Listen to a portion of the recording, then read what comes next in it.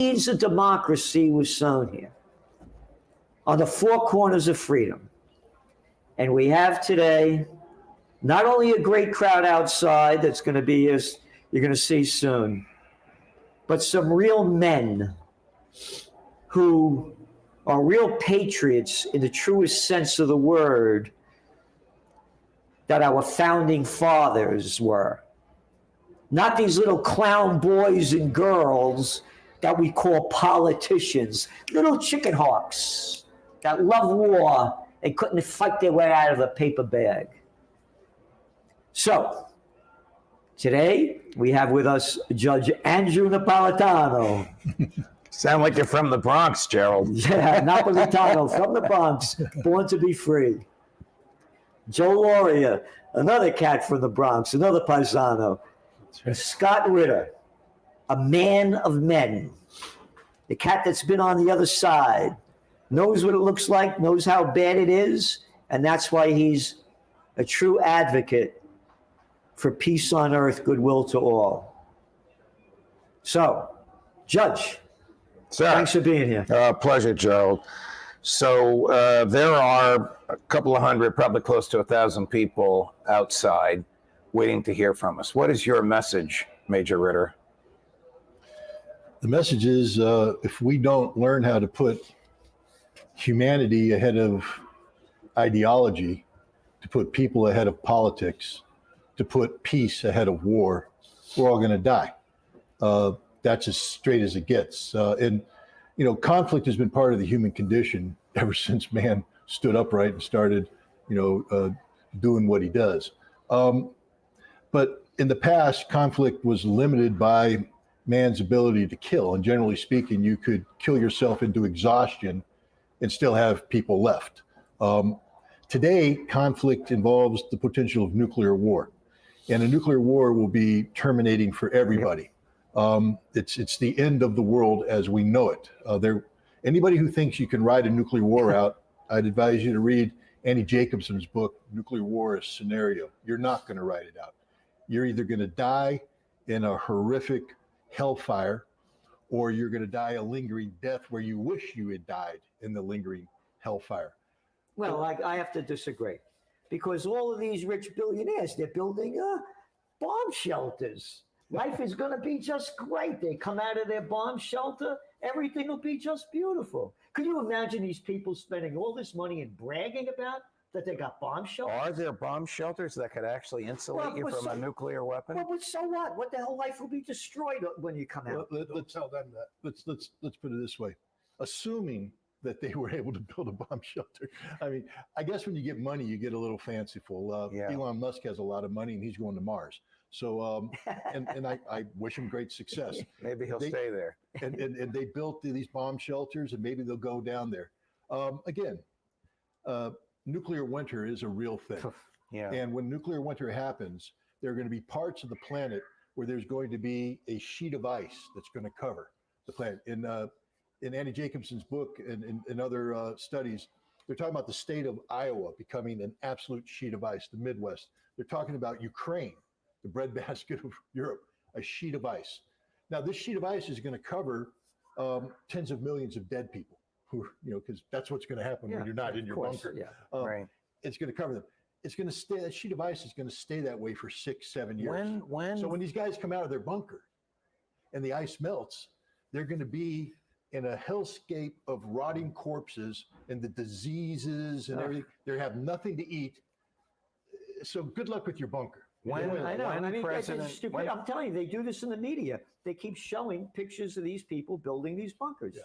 When President Putin threatens to use nuclear weapons, if the United States participates meaningfully, or if he perceives the United States participating meaningfully in an attack on Russia itself, and when Foreign Minister Lavrov says, I'm going to use an American phrase that he didn't use, we are locked and loaded, are they to be believed? First of all, the Russian president isn't threatening anybody. The Russian president is simply stating statements of fact. It's not a threat. It's reality. See, a threat is me trying to bluff you. It's bluster. Reality is, this is the way it's going to be. It's written in black and white. It's our doctrine. Our military has it factored in. We've already made the decisions. And if these things happen, this is a likely outcome. So we probably don't want these things to happen. Putin's not bluffing. There's no bluff in Putin. Lavrov's not bluffing. You know, the people that see in America, I guess we've gotten so used to being the bully, the global bully, that we go around and we threaten and we threaten and we threaten and we threaten. And we mirror image our threatening posture on others. Right. Putin doesn't threaten anybody. What Putin says is this is the way it is. And he has actually shown great restraint. See, in America, we perceive restraint as weakness. Restraint is actually the strongest posture you can take because it shows maturity, it shows respect, it shows all the things that a global leader should be. It shows a leader who respects his people. It shows faith in your own strength. 100%. Well said. How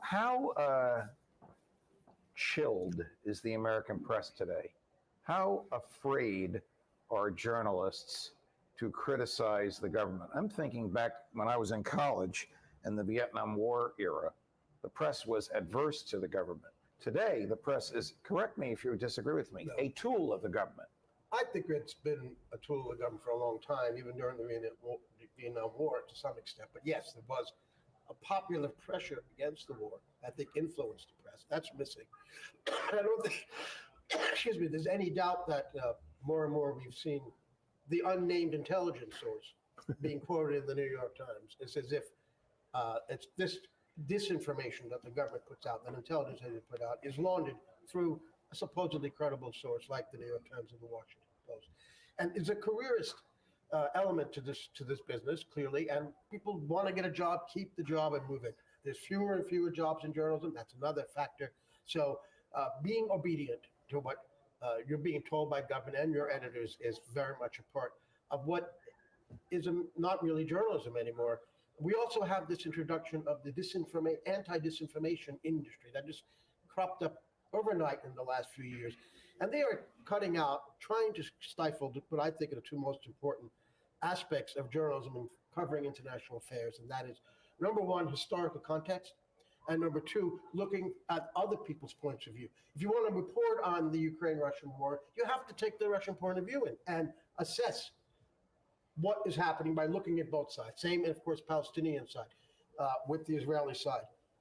And the Israeli conflict didn't begin on October 7, 2023, obviously. And the Ukrainian war didn't begin in February 2022 either. Clearly, there are antecedents, but 2014 is when it began. So they're trying to destroy the alternative media that is not giving in to the corporate dictates that the government is. Gerald, you began your career managing political campaigns. You taught a very significant course on it at St. John's University. You've written books about it. It's a different world today. Today, there's one big party, the big government party, the pro-war party, the pro-debt party, the pro-mass surveillance party. What is the chance, remote or realistic, of a person being elected to office who could restrain the government? You know, I call it a crime syndicate. It's not a party. And it's up to the people to change it. We need a revolution. We need a peaceful revolution to get out this crime syndicate. And if it doesn't happen, it's only going to get worse. And, you know, what Joe was just talking about, journalism, I call them prostitutes. Prostitutes, media whores. Prostitute, that's not a legitimate word, is it? Of course it is. It's a Bronx official Napolitano word. They're media whores that get paid to put out by their corporate pimps and their government whoremasters. Let's go back to the Iraq War. Remember the guy named Phil Donahue just passed away? Yes, a great man. Right? Had a big show, came out against the Iraq War, off the air. Scott was one of his most important guests. Off the air. Are there people in the military who are profoundly anti-war? I would say this. When you join the military, you really don't have a clue what war is. You train for something, but it's like preparing to fight Mike Tyson in the boxing ring. You can spend all the time you want hitting the heavy bag, running, doing your work, but you don't know what boxing's like until you get in the ring and you get hit. Right. So there's a lot of military people who train for war, who lust for war. I was one of them. I have to tell you, as a lieutenant and a junior captain, I just wanted to close with and destroy the enemy through firepower maneuver. I woke up every morning, wanted to perfect the art of killing. Once I'd been to war, I hated war with a passion beyond belief. It doesn't mean that I stopped wanting the country, because the one thing you learn in the military, and some people get mad at me, I'm a big fan of the book To Kill a Mockingbird. And there's a great scene in there where Atticus Finch, the lawyer, is called upon to shoot a rabid dog. He doesn't want to, but he was the best marksman in his unit. When the time comes and there's rabid dogs in the street, you need the person with the skill set necessary to put that rabid dog down before that rabid dog hurts your family. The military is that person with the skill set necessary to put down any rabid dogs that threaten our community. And we need the military. Well, you're talking about a defensive military, not an offensive. Sometimes the best defense is a good offense, but what I'm trying to get at is, if there's a rabid dog, I'm going to use my tactics to take it down. I'm not going to wait for the dog to attack me. I'm killing the rabid dog. How many of your once you learn war, you hate war. How many of your colleagues in the military had this remarkable transformation that you did from being pro-war and pro-killing to being a internationally renowned anti-war activist, which is the way you are today? Not many of them will make that transition because they finished their careers in the military. But I'll tell you this, when I got out and I was talking about the potential of a conflict with Iraq, and I was on a very big NPR show, and I remember I was saying, these bombs that people were talking about dropping are going to land on a city where there are women and children. These women and children are going to die. It's not just the bad guys who die, the women and children that die. Right. And that we have to think about that. I got a phone call from my mentor, a colonel, Marine Corps colonel, Silver Star winner, Vietnam, Purple Heart. The guy's a killer. And I'm like, oh no, he's going to hold me to task for being. He called me up and he said, Scott, I am so proud of you. He said, what you said, the humanity. He said, we need everybody to think of this. Is a stone cold killer who knows the importance of making sure that we don't glorify war, that war is about man killing man, men killing women, men killing children, societies killing societies. It's the worst thing that people can do to people, and we have to prevent it at all costs. Were you ever pro-war in your youth? No, but I grew up in a pro-war family. I mean, the Vietnam War, I remember watching it on black and white TV during dinner when I was 10 years old. And at home, they were very pro-war. I didn't really understand. But once I began to understand, I never found myself pro-war. But can I ask Scott a quick question? Sure. Where are the rabid dogs threatening the United States? And don't you think the rest of the world sees the United States as a rabid dog? No, we are the rabid dogs. Yes, we are the rabid dogs. And the world, and I just want to say this to the American people right now. The world is building Atticus Finches out there to take this rabid dog down. The rabid dog being us. Being America. You need to understand, we have stopped being a force of good. We are the rabid dog. We threaten the world. And then you sit back and you wonder why people are doing what they do to counter us. The good news is they're choosing to defeat us economically. They're choosing to defeat us with diplomacy. They're using the proper tools that we never employ. They're not like us. They don't bring the gun up first. But eventually, when we push through diplomatic efforts, when we choose violence all the time, and we keep choosing violence, one of the days somebody's going to meet us with violence, and we're going to lose a war. How do you think this ends? The only thing to me that's going to make it happen, you got to have money behind you. The billionaires are for bombs, not a penny to occupy peace. Yeah. Could you imagine? Could you imagine if Buffett, if Bezos, if Zuckerberg, if Musk, here's $1 billion. Here's $1 billion. We want peace. We want peace. We'd have peace like that. We'd have peace like that. You can't do it without any dough. Look, there was one article came out about the rally coming out, this Hudson Valley one or something. And it was okay, but they called me I have a razor tongue. That's actually a compliment. You do compliment, have a man. razor tongue. Razor tongue. Yeah, how about go F yourself if you're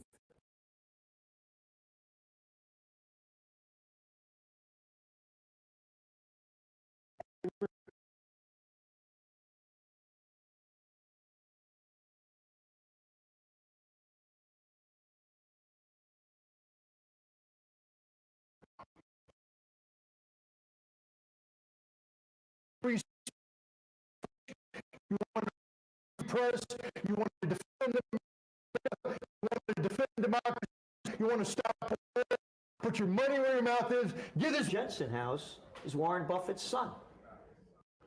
He came to one of my rallies when I had Ralph Is Nader. he here today? No, he gave us a penny. And he doesn't even say hello to me. Maybe you're charging him too much rent. I'm just saying, not a penny, not a penny, not a penny, not a penny. If the billionaires gave us money, it would be over like that. And again, going back to the media and what Scott was saying about he was on the other side. I was on the other side. I was the assistant to the Secretary of the New York State Senate. You see the picture of me when I picked up Ronald Reagan at the Chicago Hilton. I was killing environmental legislation. I was a chief government affairs specialist for the chemical industry, in the 70s, at the height of the environmental movement. And I started to learn. You started to learn. So what's going to change? To me, the people have to get in the best shape they can, physically, emotionally, and spiritually. And they have to stand up. It does not take a majority to prevail, but rather an irate, tireless minority, keen on setting brushfires of freedom in the minds of men. Thank you, said Samuel Adams. When the revolution happened, what did they say, 5%, 3% of the people were for it? It was about 30%. But when it was over, it was about 75%. Okay. And that's where we are now. The people want peace. The politicians want war. And again, it's up to us to make it happen. And by the way, people ask me also, how could it change? We need a renaissance.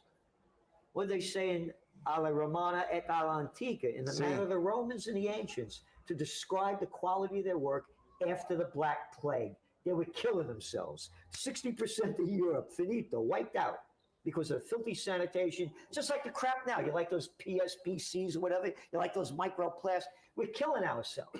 We're killing ourselves, and like Scott's saying, we are on the verge of nuclear war. And what we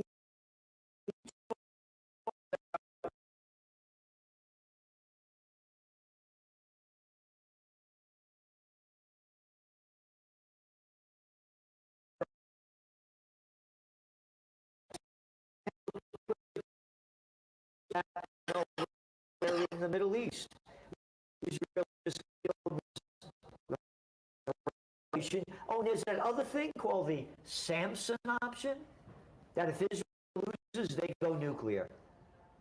So we have to, it's up to the people, and again, the Constitution, the Bill of Rights of this man. And we have to bring that spirit back, and that's the Renaissance. Well, we're starting that, or resuming it. We've started it long before today, in a few minutes downstairs, in a beautiful garden with 1,000 people waiting to hear from us. Ready to go? I am. Thank you, everybody. We'll see you in a few more minutes.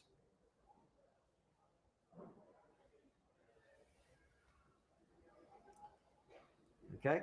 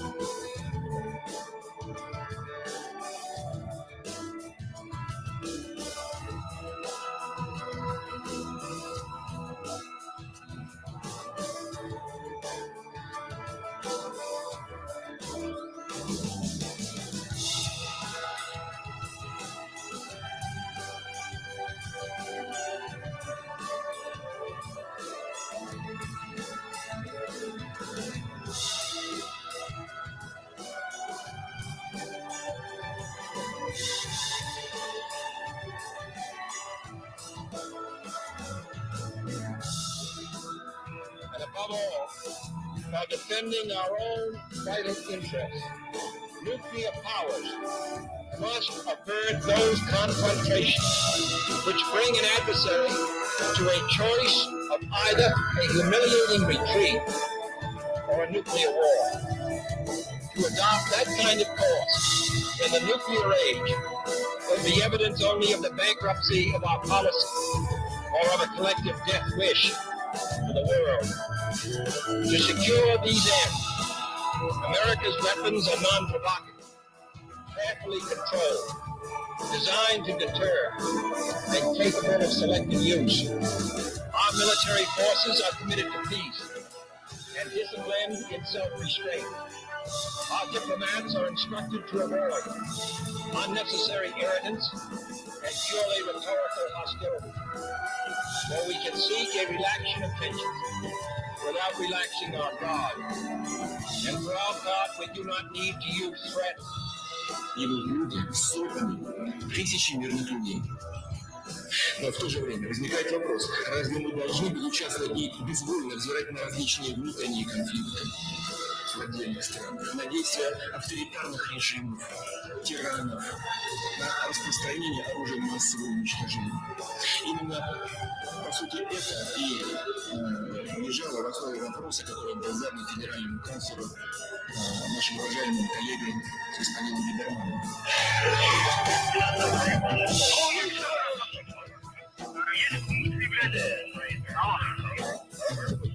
Ну, если второй раз навалился, ему разыгрался по переменам.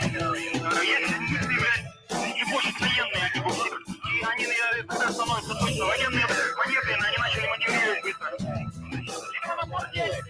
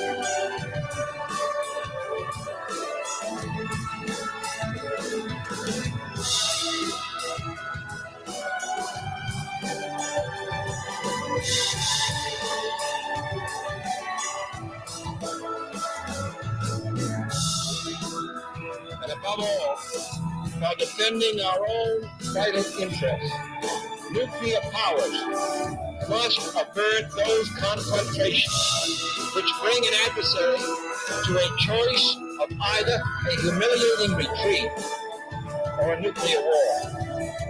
To adopt that kind of course in the nuclear age would be evidence only of the bankruptcy of our policy or of a collective death wish for the world. To secure these ends, America's weapons are non-provocative, carefully controlled, designed to deter, and capable of selective use. Our military forces are committed to peace and disciplined in self-restraint. Our diplomats are instructed to avoid unnecessary irritants and purely rhetorical hostility. Where we can seek a relaxation of tensions without relaxing our guard. And for our part, we do not need to use threats. Идут люди, сотни, тысячи мирных людей. Но в то же время возникает вопрос, разве мы должны быть участвовать и безвольно взирать на различные внутренние конфликты в отдельных странах, на действия авторитарных режимов, тиранов, на распространение оружия массового уничтожения. Именно, по сути, это и лежало в основе вопроса, который был задан федеральному канцлеру, нашим уважаемым коллегой господином Либерманом.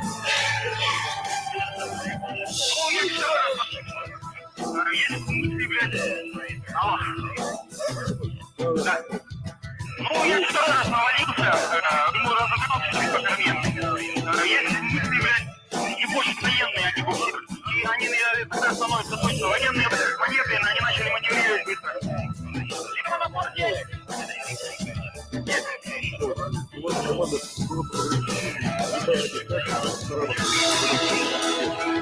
оперативная группа капитан Газа. Попал в штаб, кто совершил навал. Я совсем никого. Азия 141. Принято. Точка.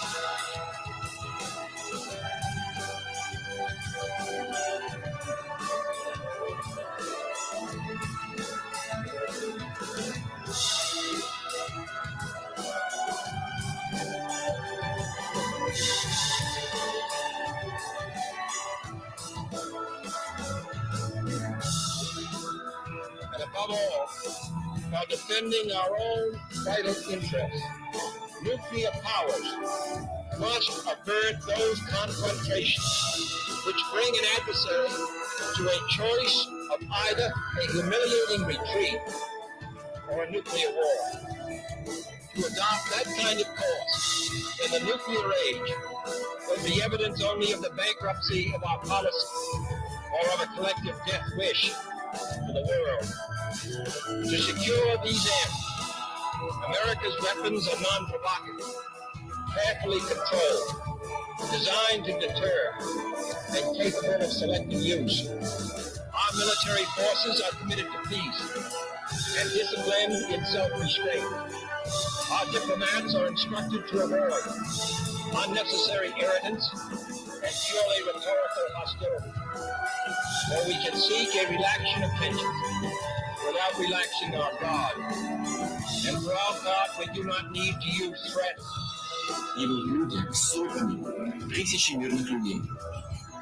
Но в то же время возникает вопрос, разве мы должны быть участвовать и безвольно взирать на различные внутренние конфликты в отдельных странах, на действия авторитарных режимов, тиранов, на распространение оружия массового уничтожения.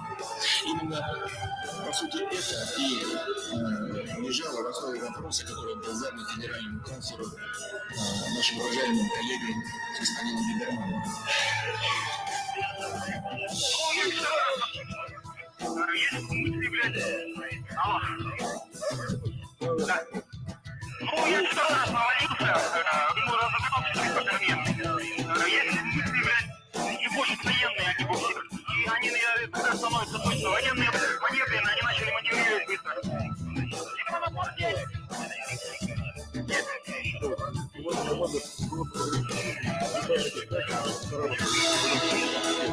Это оперативная группа капитан Газа. Попал в штаб, кто совершил навал.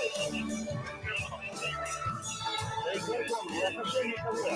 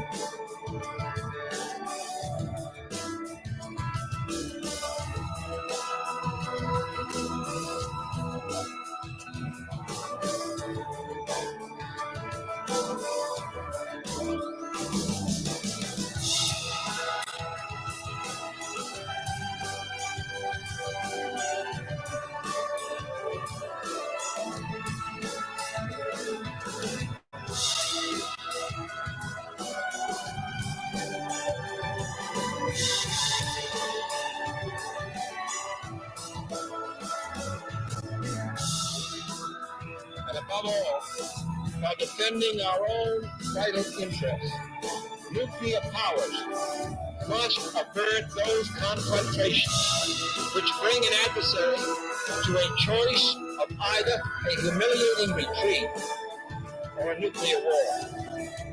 To adopt that kind of course in the nuclear age would be evidence only of the bankruptcy of our policy or of a collective death wish for the world. To secure these ends, America's weapons are non-provocative.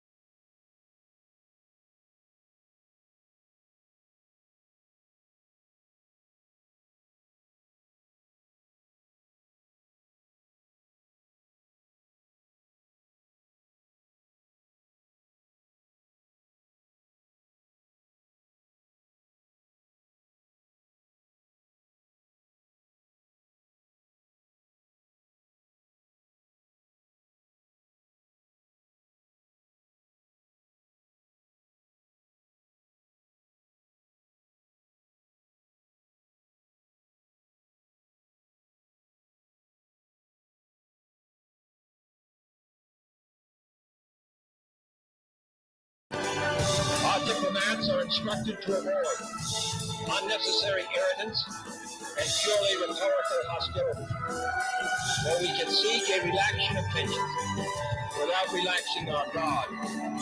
And for our part, we do not need to use threats. Идут люди, сотни, тысячи мирных людей. Но в то же время возникает вопрос, разве мы должны были участвовать и безвольно взирать на различные внутренние конфликты в отдельных странах, на действия авторитарных режимов, тиранов, на распространение оружия массового уничтожения. Именно, по сути, это и лежало в основе вопроса, который был задан федеральному канцлеру, нашим уважаемым коллегам, господином Либерманом.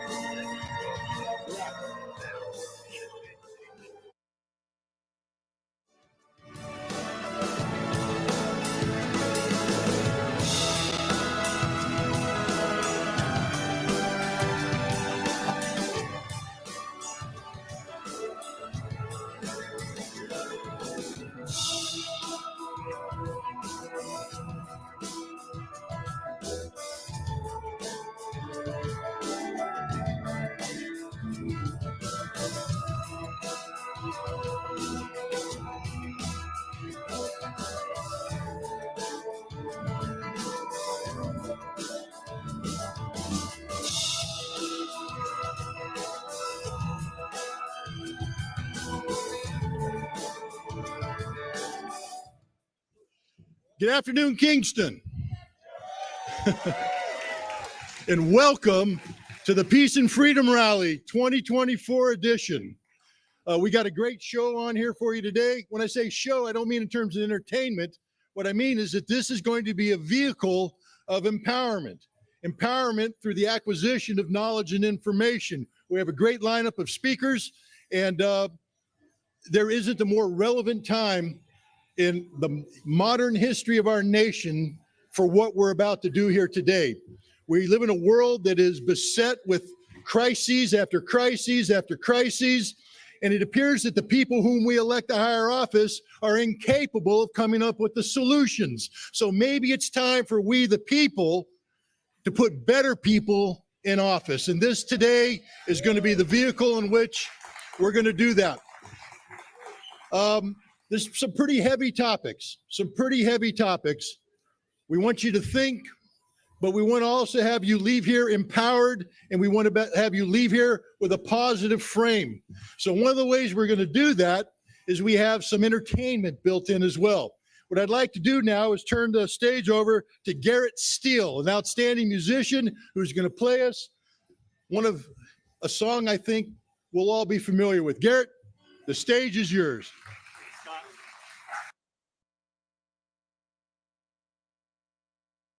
Check. Are we there? Thank you, everybody. I got to tell you how honored I am to be here and to be a part of Occupy Peace. I wanted to be here last year and couldn't get up here. And Gerald and the team were so kind to kind of let me jump in last minute, and I really appreciate it. I know everybody here today would all be on the same page to say that we know that we've lost our way a little bit here in our great country. Certainly our government has. And so when I sing this song, I always sing it with the thought in mind of the country that the forefathers started for us, and a country of peace and freedom. And I think, again, we're all in agreement there. A song that you'll recognize for sure. Feel free to sing with me.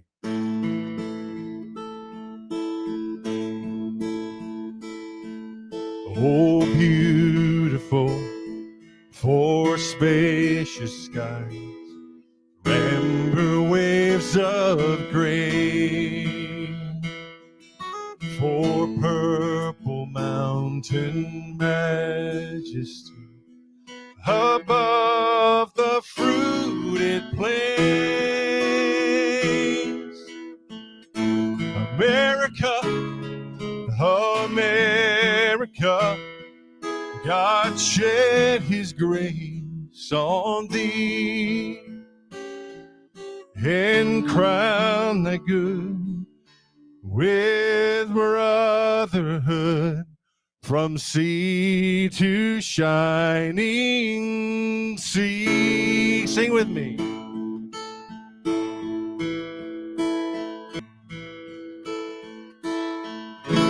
America, America, God shed his grace on thee and crown thy good with brotherhood from sea to shining sea. Oh, crown thy good with brotherhood from sea to shining sea.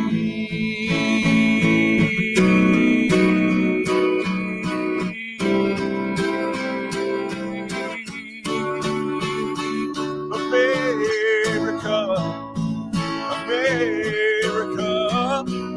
America, God bless America.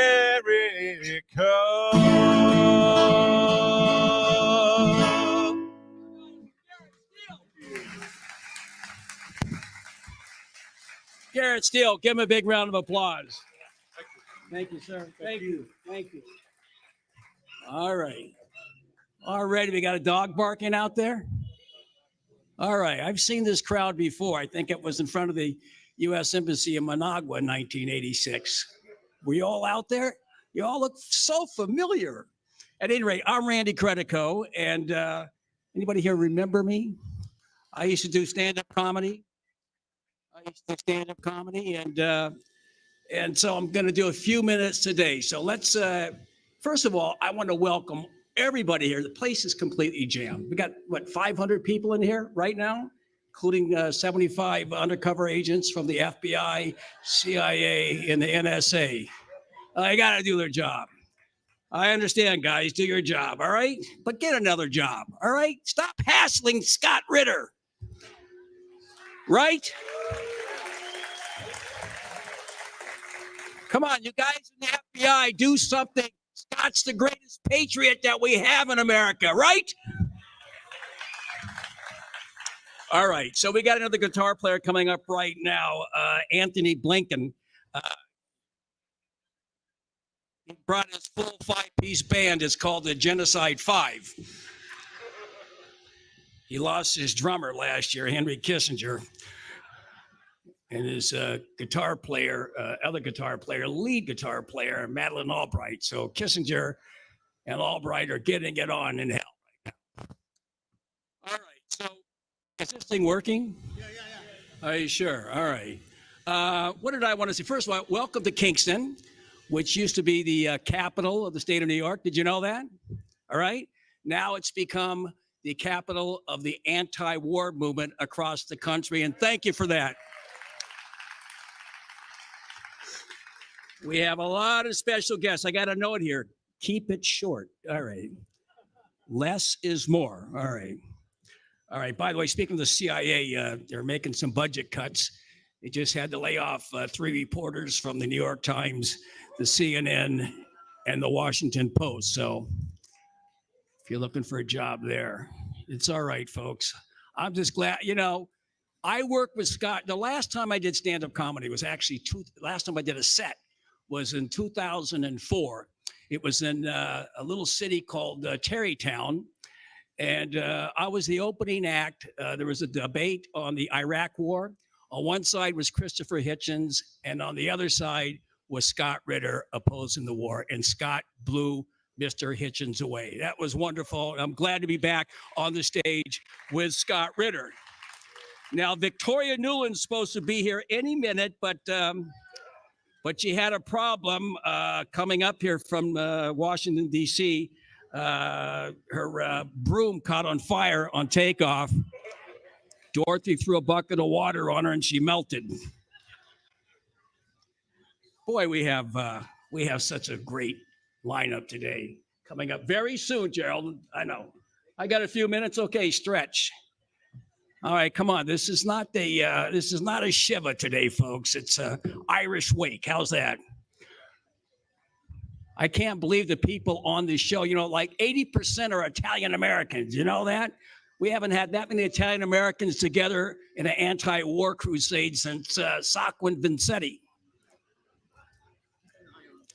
It reminds me of the guys I'm working with today. You ever see the movie The Godfather?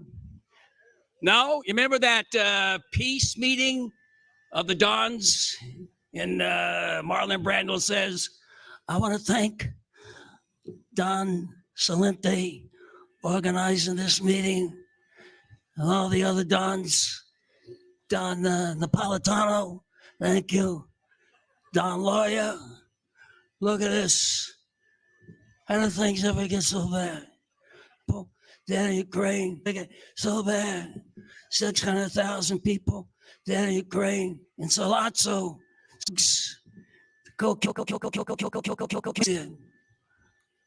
Strunz by the name of Zelensky sent them the drugs, the cocaine. Look what he did. All right, make necessary arrangements, clear them. All right, that's about it on that one. All right, we got to keep moving, folks.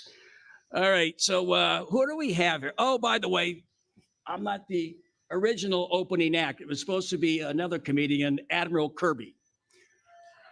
He's a wonderful comedian, Admiral Kirby. Imagine him on the Titanic. Everything's all right. Go back and listen to the band. I'll tell you, it's a rough crowd today. See, I did the Tonight Show in 1984. Did you know that? Back then, I was doing, all right, we're ready? Is that what it says? Okay, we're rap. That's really nice to see. Wrap it up. All right, we'll go. I was going to do what I did back then, which was Reagan.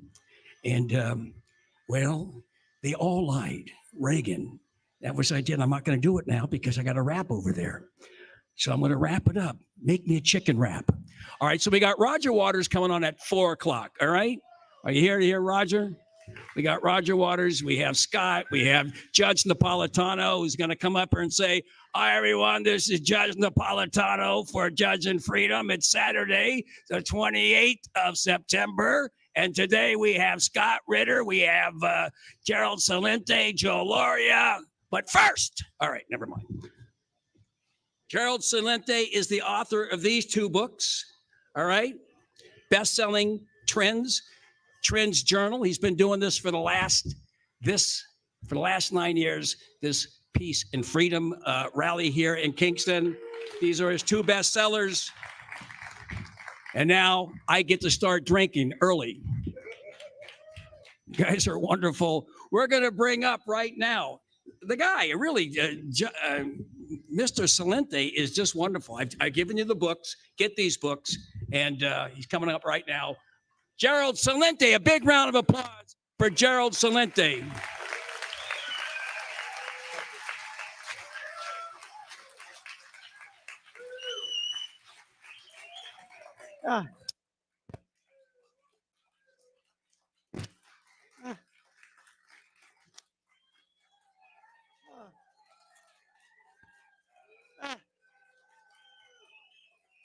Thank you, thank you.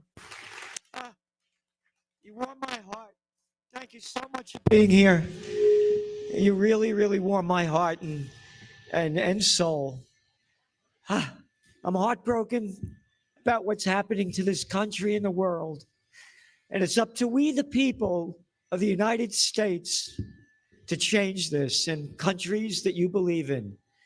Somebody sent me this quote from the Bible, Matthew 5:9 or whatever. Blessed are the peacemakers, for they shall be called the children of God. What are you talking about? What is this? Who's this Matthew clown? We need war. We need war. All right? I'm a politician. I'll tell you what to do.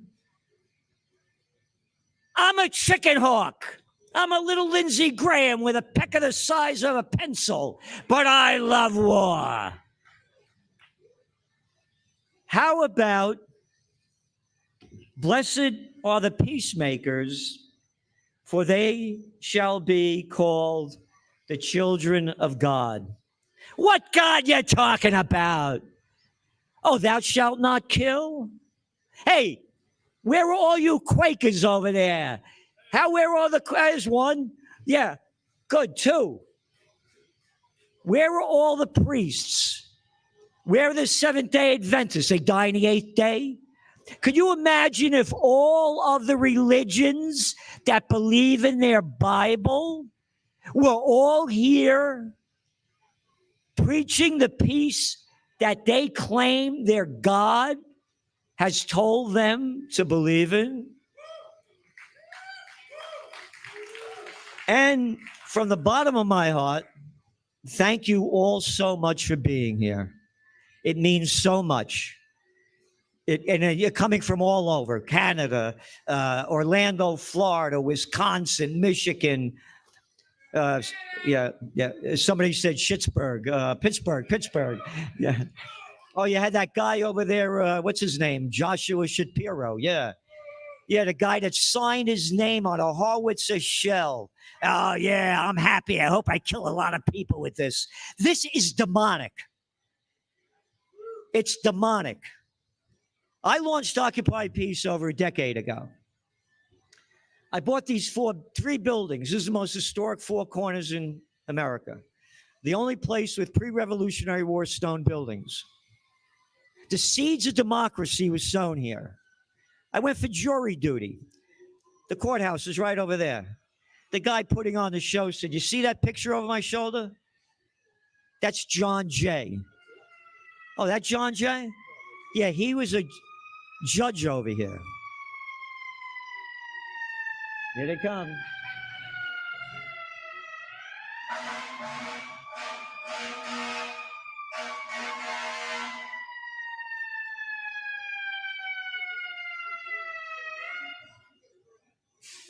We interrupt this program to give you a special bulletin. The Martians have just landed. Anyway, he goes on to say that when this was the first capital of New York State, and then the British burnt it down after the Battle of Saratoga, that the Constitution that was written for New York State, over 70% of America's Constitution comes from this Constitution. I was looking to leave the country back in 2010. And I'm traveling around, and there's nowhere I wanted to go. I came back from Berlin in 2012, excuse me. And Berlin was grander than Paris before it was bombed out. And I said to myself, where were the people to stop it? You're losing. And I came back, and there was a for sale sign on the fence over here. I took possession of the building. I came back on April 27th. This building over here, 1750 Franz Rogan House. And I bought it because the seeds of democracy was sown here. I'm only me, because I'm a Napolitano, born in the Bronx, born to be free. Love it or leave it. No, you leave it. You don't tell me what to do. I'm an American, born to be free, born to be me. Don't you tell me. And then I bought the other three. The other one's a museum. I bought them because the seeds of democracy were sown here. And I want to thank you all for being here. So I launched Occupy Peace, and this is the foundation of Occupy Peace. We got what, about 900 bases overseas in about 90 countries. Close the bases. Bring home the troops.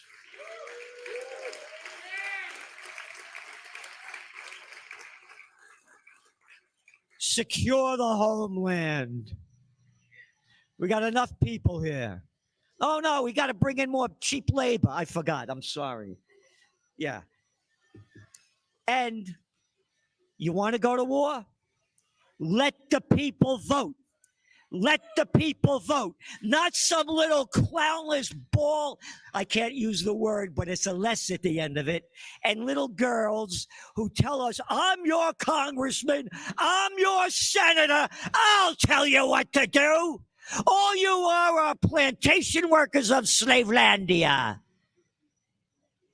I'll tell you what to do. No, you got it wrong. This is the four corners of freedom. We are Americans. Our founding fathers. You don't tell us what to do. Get this in your head. You're public servants. Capiche? We tell you what to do, and we want peace on earth and to bring America, again, no foreign entanglements. There are countries rotting in front of our eyes. Another almost $9 billion to keep the wars going in Israel, and another $9 billion to keep blooding the killing fields in Ukraine. Just this week, hey, you like the roads? All the bumps in them? Take crap. How about a subway in New York, a night in Calcutta? The country's rotting in front of our eyes. It's up to we, the people of the United States, in order to form a more perfect union with life, liberty, and the pursuit of happiness. Happiness, go to hell. Get back in your house. COVID's going to get you. COVID's going to get you. All right? Anyway, we got a great lineup here. And a man of men. I know a lot of cats. This guy's a real guy. He's been on the other side, knows how bad it is. When he was in the military, killing was something that was in his mind. But then he saw the other side, and he became a different man. And he's a true man of peace. And he fights for it, and he pays the price for it.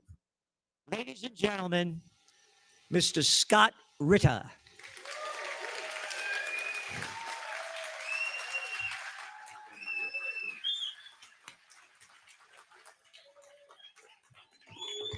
Gerald Celente, ladies and gentlemen, Gerald Celente. Now, I've got good news and I've got bad news for you, depending on your point of view. Well, okay, can you hear me now? Because I'm willing to go Marine Corps on you, baby, and just shout it out, but I'll use the microphone. Don't touch the microphone. Thank you. All right, can you hear me now? Okay, here we go. I got good news and I got bad news for you. The bad news is the person that's supposed to be speaking to you right now is Anya Parampil. She's one of the most passionate speakers out there about the situation in the Middle East, the conflict in Gaza, the ongoing genocide in Gaza, and the tragedy that's befallen the people of Lebanon today. No problem. We're gonna fix this. I can move over here, or I can just do it. Test. Okay, here we are. Now I feel like Roger Daltrey, but I'm not going to sing. But as I said, the bad news is that Anya Parampil can't be here today. Unfortunately, we had a natural phenomenon called a hurricane, and she and her outstanding husband, Max Blumenthal, were supposed to be here to participate, and weather got in the way. It might be bad news or good news, but I'm pinch hitting for Anya on the Middle East and Gaza. So if you're expecting somebody a little bit better looking, a little bit smarter, and a little bit articulate, forgive me. But here I am.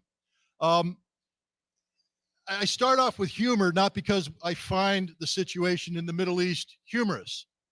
I start off with humor because if I were to address the situation in the Middle East with the sincerity that it deserved, I couldn't speak to you because I'd be crying. The horror of war has never been so manifest as it is today in the Middle East. The crimes that mankind is able to perpetuate against mankind are on display, full display. It's not theoretical acts of genocide that are taking place.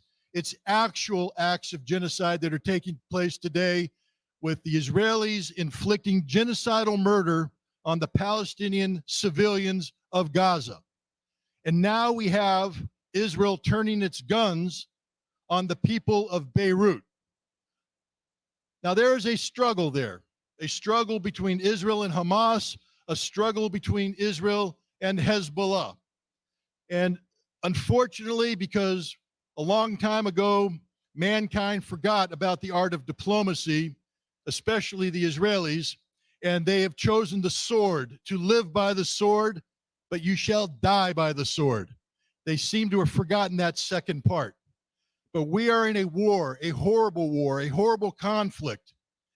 And as is always the case in war, it's the innocents who pay the heaviest price. And that's what we see unfolding in Gaza, depending on who's counting. And this is where it gets really perverse, because somehow the bigger the number I put out there, the more you're supposed to feel horror. Ladies and gentlemen, there's only one name I have to put out there for you to have horror in your hearts. And that's Hind Rajab, a 6-year-old girl who was in the car with her relatives. The machine gun bullets ripped through the car, fired by the Israelis, killing her family, leaving her and her 15-year-old relative cousin alive but wounded. They picked up the phone and they called for help.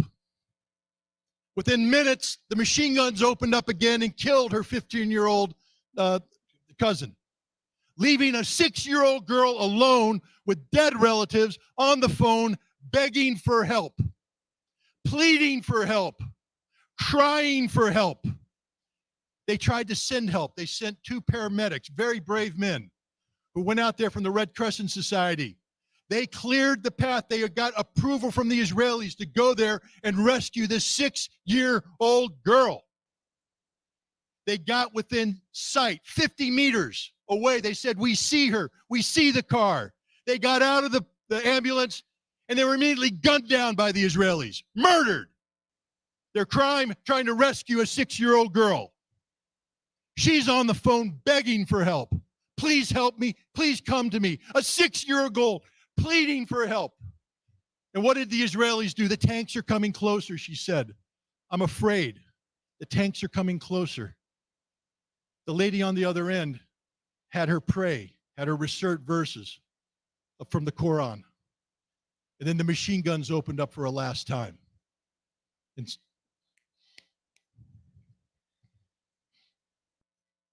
And they murdered Hind Rajab.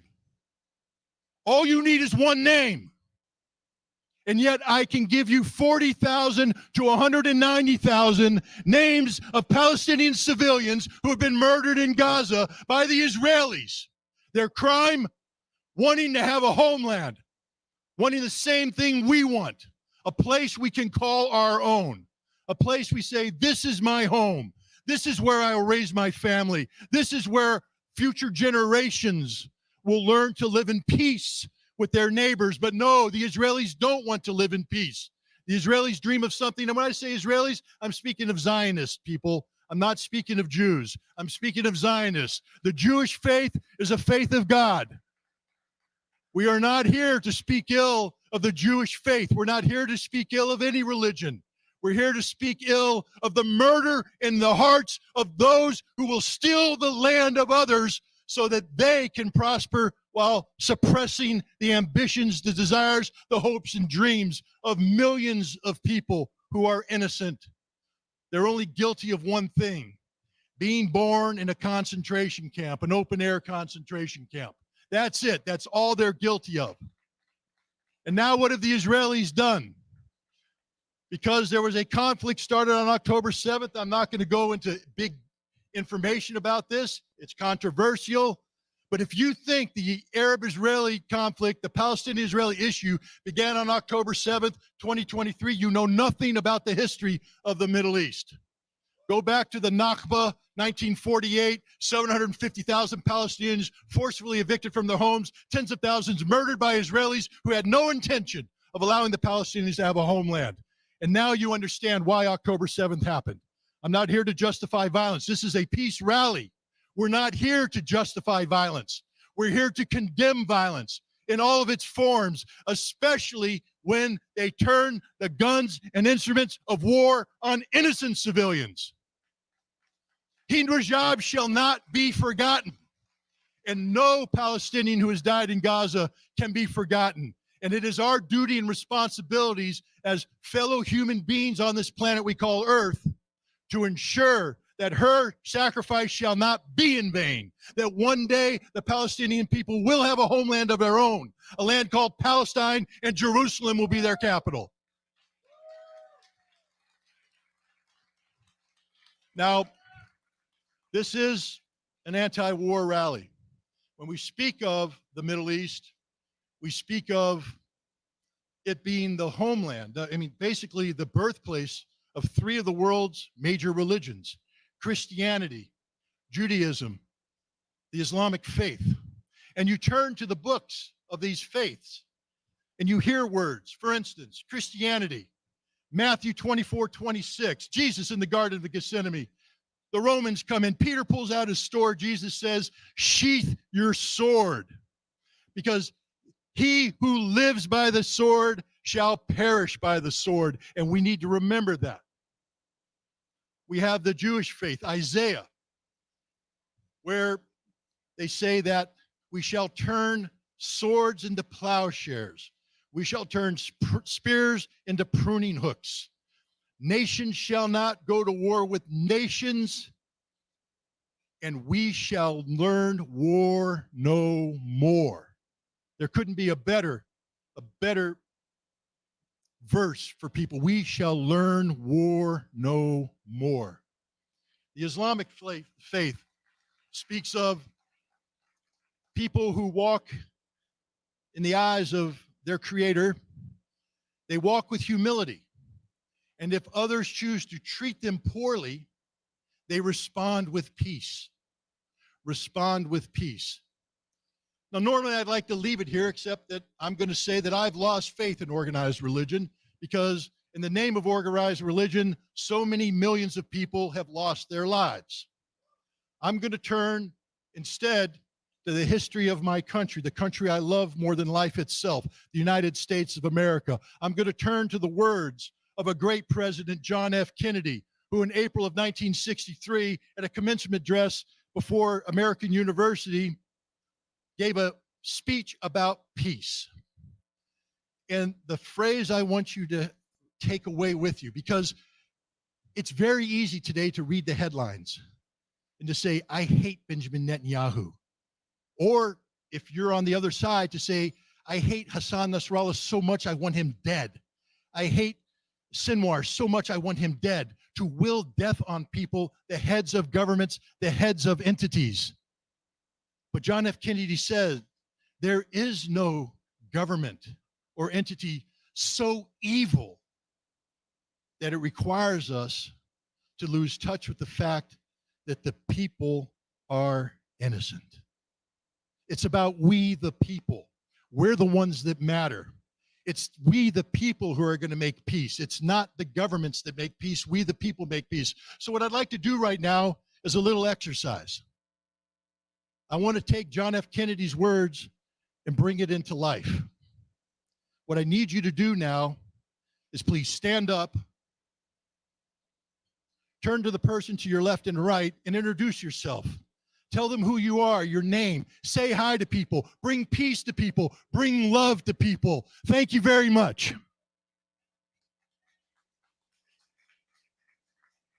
Just wave if you hear me in the back. Great, thank you. My name is Edmund DeMarsh. I'm the editor of the Trends Journal. It is a pleasure. It's a pleasure to be around so many people looking for peace, because all you see in the media are people looking for war. There's actually people that exist out there looking for peace, and it's nice to see. So it's my honor today to introduce some of the best voices in the peace movement, and that privilege is not lost on me. It's also a privilege to be around all you fine people. The timing of this rally could not be better for all the wrong reasons. Just last week, Ukrainian President Vladimir Zelensky was embraced at an artillery factory in Scranton, Pennsylvania. That's the birthplace of Joe Biden. He told reporters that it's places like these, an artillery factory, where you can truly feel the democratic world prevail. I say it's at peace rallies, and it's through diplomacy where peace and democracy prevails, not in an artillery factory in Scranton, Pennsylvania. We also look and we saw Governor Josh Shapiro. He was so overwhelmed with patriotism that he had to sign an artillery shell. So I guess patriotism was contagious that day. The Middle East is a disaster, and the Biden administration insists that it's seeking a ceasefire in between weapons shipments to Israel. You can't call for a ceasefire and provide 2,000-pound, 500-pound bombs to the country you're telling to stop doing the shooting.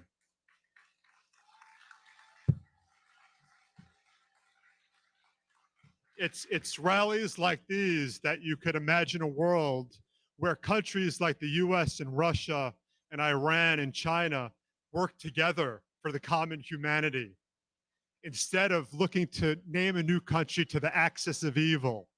How about we look for new countries to add to our allies and work together to advance society and advance humanity? No one talks about that. And that's exactly why there aren't news cameras and media backed up 2 blocks with reporters reporting here live. They don't want to hear this. They don't want to push peace. They don't want unity. And that's becoming more apparent by the day. And that's why it's rallies like this that are so important for us. Mark Twain once wrote in a quote, and now this was posted on Judge Andrew Napolitano's podcast that I was watching, and I made sure it was actually authentic.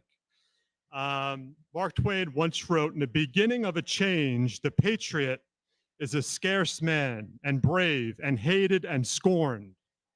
When his cause succeeds, the timid join him, for then it costs nothing to be a patriot." So that's what we're doing here. We're looking for the timid to join us in our movement. We are the patriots right now. We're not seeking war. And courage is contagious. And that's what we're also feeding off of each other. We're here to be brave. And it's also interesting because during the evolution of both the Ukraine war and the Israel war, we saw an evolution in Washington. Indeed, in the hours after the October 7 attack by Hamas, Secretary of State Antony Blinken took to X, the former Twitter platform, and he posted that he was encouraged, this is a quote, encouraged by Turkey's advocacy for ceasefire and the release of all hostages held by Hamas immediately. So Antony Blinken called for a ceasefire, essentially, in the hours after the Hamas attack. That post was deleted. In November 2022, the former chairman of the Chief of Staff's General Mark Miley told CNBC in an interview, "We've seen the Ukrainian military fight the Russian military to a standstill. Now would be now what the future holds is not known with any degree of certainty, but we think there are some possibilities here for a diplomatic solution." He was quickly reprimanded, evidently, and came out the next week and said, "It's up to Ukraine when they want to stop fighting." A year later, Politico ran an article that wasn't too broadcast, it wasn't too popular. It was titled, "Miley Had a Point." So we're here today with some of the most esteemed guests you could possibly have in a stable. So it's my privilege now to introduce Joe Lauria. He is the editor-in-chief of Consortium News. Everyone should check that out. It's consortiumnews.com. And he's the author of A Political Odyssey. He's a former correspondent for the Wall Street Journal, Boston Globe, and Sunday Times. He's well-traveled, been to more than 70 countries, and his expertise is in the Middle East. I present you Joe Lauria.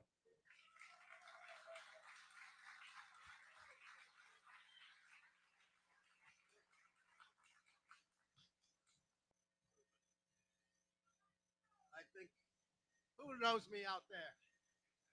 Oh, thank you. So this, we on a ship?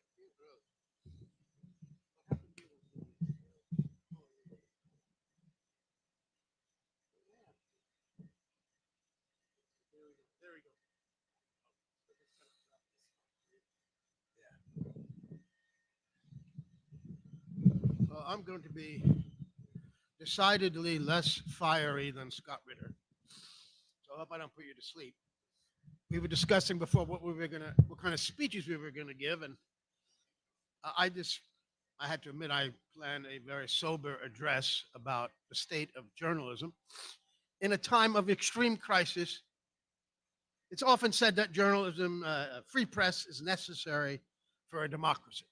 Well, I'm going to say here today that a free press is not necessary for our survival. Scott has written about this for Consortium News and elsewhere, and he's going to speak, I think, after me again about this.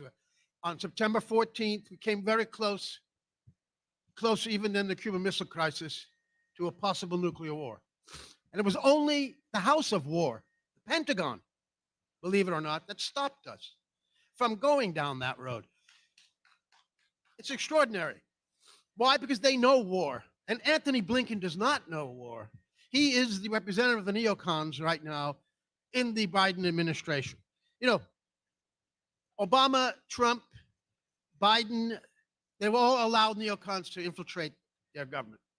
And they wreak unbelievable havoc. They create blood, oceans of blood and wasted mountains of squandered US dollars. For what? For a sick dream of world domination. In another age, when it was not a dirty word, they would have proudly said that they were imperialists. But that is, we pretend we're not an empire in the United States because it is a dirty word. It started to become one with Mark Twain. Someone just mentioned Mark Twain, who was in the Anti-Imperialist League. Because that's when the US, after conquering this continent, started moving abroad. In the first against, of course, the Mexicans, and then the Spanish War, and then the Philippines, decrepit Spanish Empire, ended by the rise of the American Empire. This is a sick dream of the neocons. But I'm going to talk about the press, because I think, I want to say one more thing about the Middle East. It's the worst thing what's happening for us as Americans, I think, is that the role that the U.S. government is playing in this. It's not just the money that's going to Israel that could be shut off tomorrow. It's not just all the weapons that are going there and committing this genocide and now this horrific attacks in Lebanon, spreading the war.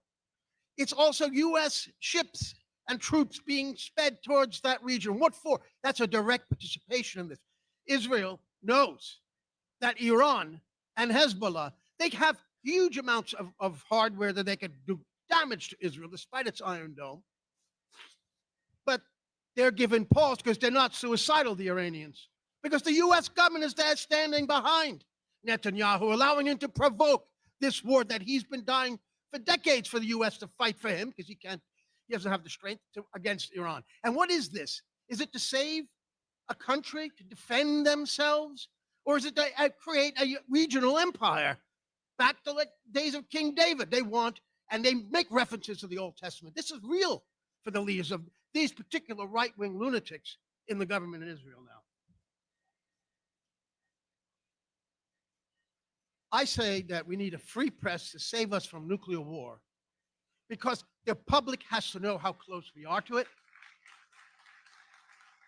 They need to know what our leaders are doing so that we could remove them. Without that information, we're going to sleepwalk ourselves into a nuclear holocaust. This is nothing new. Jerry talked about the Bible. He mentioned the Bible. Nothing new under the sun is another line from whatever psalm that was.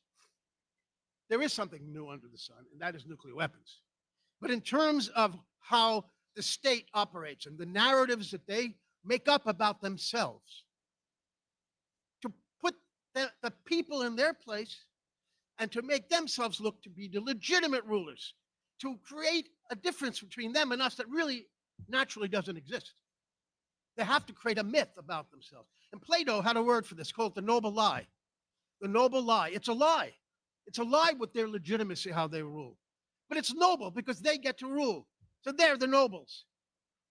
And this has gone on from earliest civilization, and it's the same today.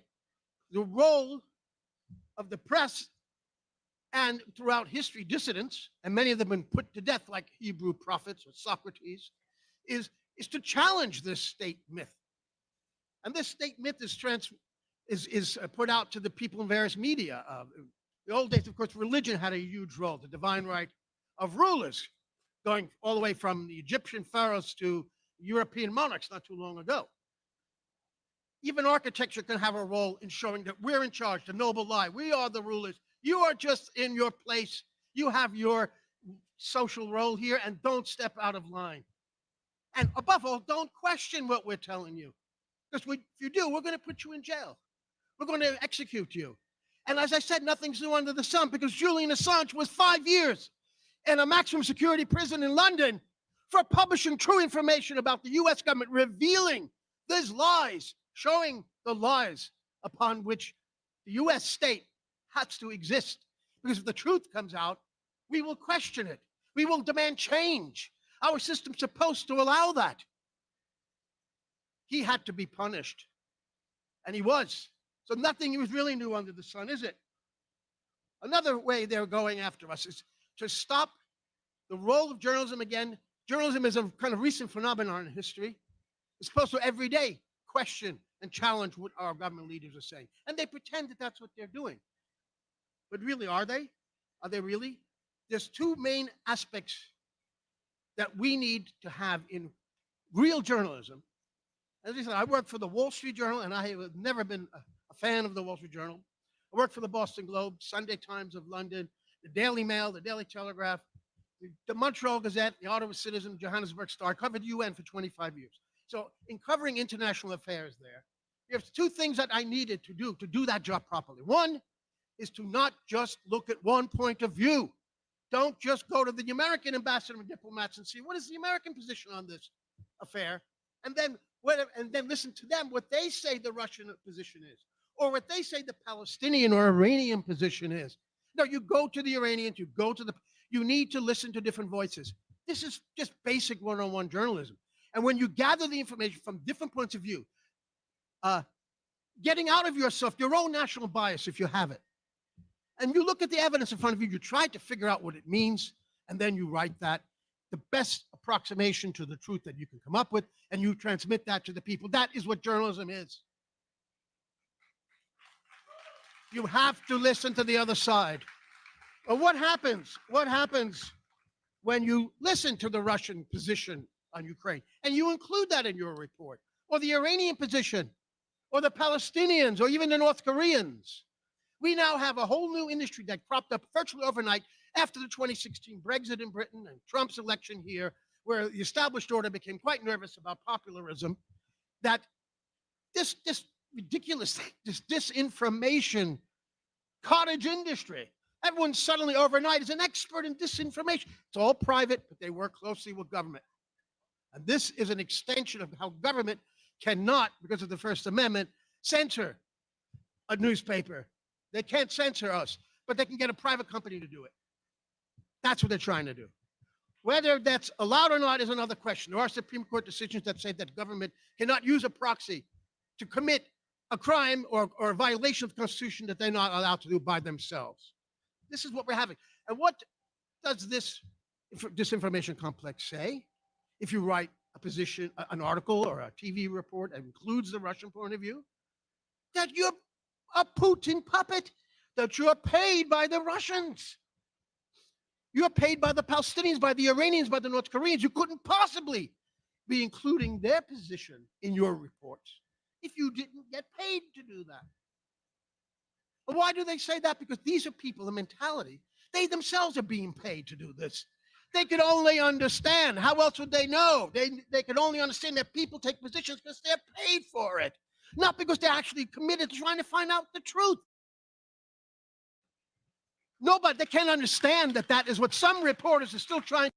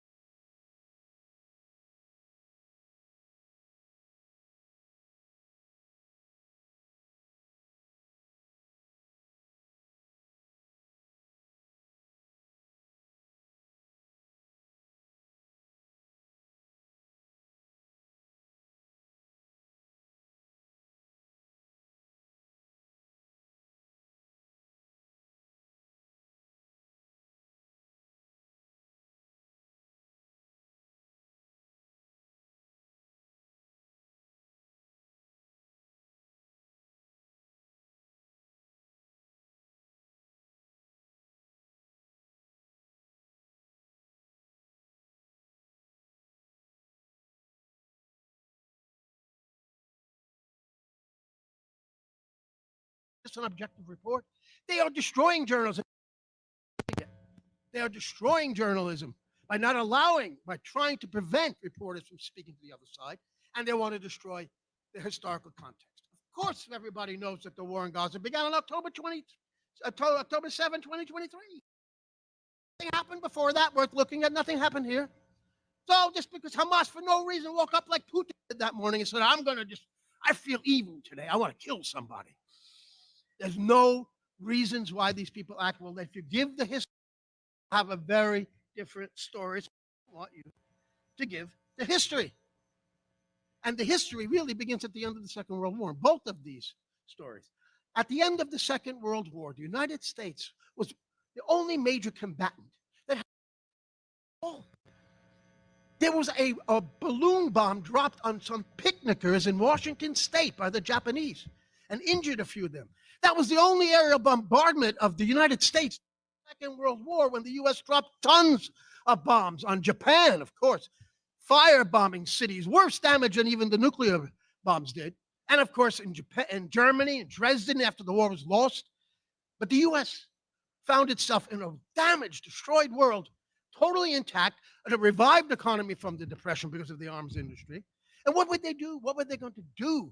Would they really try to rebuild a world in progress, or to just cash in and realize that all of these lands, without governments, with damaged populations, with infrastructure destroyed, there's enormous resources out there. These countries have unbelievable oil, rubber, gas, tin. The U.S. businessmen were lusting for this. So the opportunity was there. Almost it fell in their lap, a world empire. A world empire there was for the taking. Or they could have worked to follow their flowery language of spreading democracy and lifting people up out of poverty. Now, we saw an ugly 80 years now of U.S. world domination. And I think it also, there's a tinge of megalomania in there from the dropping of the atomic bombs. Those were totally unnecessary events. And I think it brought a godlike feeling to some of the people ruling our country. And now we see a revival of that because the neocons pushing to send missiles deep into Russia, which could cause a nuclear exchange. So they are then infused with this idea that they could use nukes. We can do it. The same sick world dominating mentality. Before this event, we were having a chat. We did a roundtable, and Scott was saying that the U.S. is the rabid dog in the world. The United States is seen by it's very hard for people to realize that we could be the bad guys, that our government is bad. And that gives a lot of advantage to the government and through the media pushing their noble lie that we are special people, we're exceptional, we bring democracy to everyone, we only care and want to do good in the world. That's only those bad guys, those Russians, those Iranians. What a coincidence. That those are the really ugly countries, the ones that the U.S. wants to get out of the way for various reasons, because Russia, if you see, and I'll get to this, in 1948, the U.S. made a deal with Mykola Lebed. Lebed was a right-hand man of Stepan Bandera, who was the fascist Ukrainian leader during the war, killed thousands of Poles and Jews. They brought him to New York City. They set him up in an office, 1948, a year after the CIA was born. They put him in that office, and they sent him to Ukraine for sabotage and propaganda operations. Now, Ukraine was part of the Soviet Union, of course, so they went to Soviet Ukraine to work to undermine the Soviet Union. They wouldn't touch Bandera, by the way. The British did. MI6 worked with Bandera, and of course, the KGB finally assassinated him in 1959. But the Americans worked with this guy, Lebed, until 1991, until independence in Ukraine, when the Soviet Union collapsed. And when the Soviet Union collapsed, Wall Street rushed in, and they saw an incredible country. The resources of Russia are beyond any other country. The territory is larger, gold, gas, oil, all kinds of other minerals there. This is a prize. And they went in there, and they had they acid stripped a formerly state-controlled, a state-owned economy, and they enriched themselves unbelievably. In the process, created this oligarchy class and impoverished the Russian people. I went to Moscow in 1995 under Yeltsin. I couldn't believe what I saw. Wild West. Hundreds of people living in front of the train stations, burning fires, trying to survive outside. Cops taking bribes right in front of me on a cab that I was in from the cab driver. They didn't care. Two guys saw my camera, and they would come running after me. I had to ditch them in the Moscow metro. Wild scenes. Exactly 20 years later, that was October 95. In October 2015, I went back again to Moscow. It was a complete coincidence, exactly 10 years later. And I'd left from Berlin, and I thought I was still in Western Europe. Clean, orderly. Why? What happened? This was not the crazy country. Vladimir Putin, who we don't have any really right to say whether he should rule this country or not. That's up to the Russian people. He restored the sovereignty of this country, the dignity of Russia. And that pissed off a lot of people in Wall Street and Washington. His 2006 Munich Security Conference speech, listen to that. He says there, you were supposed to not expand NATO, and now you're expanding NATO. You're just playing us for fools. We're not going to take it anymore. And guess what? From 2006 to 2022, 16 years, he did take it, and he didn't take it anymore. And that's what led us to this invasion. The overthrow of Yanukovych, and then the launching of a civil war against Russian speakers in the east of Ukraine who were defending democracy. They had voted for Yanukovych. And it was overthrown in a coup. They called it a revolution. Tell me one revolution where a democratic elected government was overthrown. Revolutions are over kings, dictators. This was a coup that the U.S. organized. Why? Because Yanukovych decided he was going to take a Russian government economic package and not the EU one. So they overthrew him. And then a civil war was launched. Thousands of people were killed over 8 years in Donbass. That was launched with U.S. help, and they were training. The NATO was training the Ukrainian forces, arming them. It was a de facto NATO state already. And we then learned from Angela Merkel after she left office, the German chancellor, that they purposely did not implement a deal that the Russians worked very hard with the Germans and the French to sign, which was the Minsk Accords. The UN Security Council endorsed it unanimously. The U.S. voted for it. This was supposed to allow Eastern Ukraine to remain inside Ukraine, but have autonomy. And Merkel admitted that they never took that seriously for a minute. They used the time. They were buying time to arm Ukraine. Then in 2021, of course, in December, the Russians offered a treaty to NATO and a treaty to the United States to create a new security architecture in Europe. They couldn't put up with this anymore. They tried that in 2008. It failed. They repeatedly tried this. And now, after that failure, Putin said, if you don't take these deals or negotiate these deals, we will take military technical measures. What does that mean? The U.S. wanted this invasion. Biden needed it. He said so in Poland. The aim here is to overthrow Putin. Lloyd Austin said it's to weaken Russia. They needed this to do this through an economic war, an information war, and a ground proxy war. They're losing all three. Only people in the United States and Western Europe believe any of the crap about Ukraine. Sorry. And why? Because the history is not there. It's being excised. It's being taken out. And the Russian point of view is being removed. They are defanging journalism on purpose because we're meddling with the state narrative, the noble lie.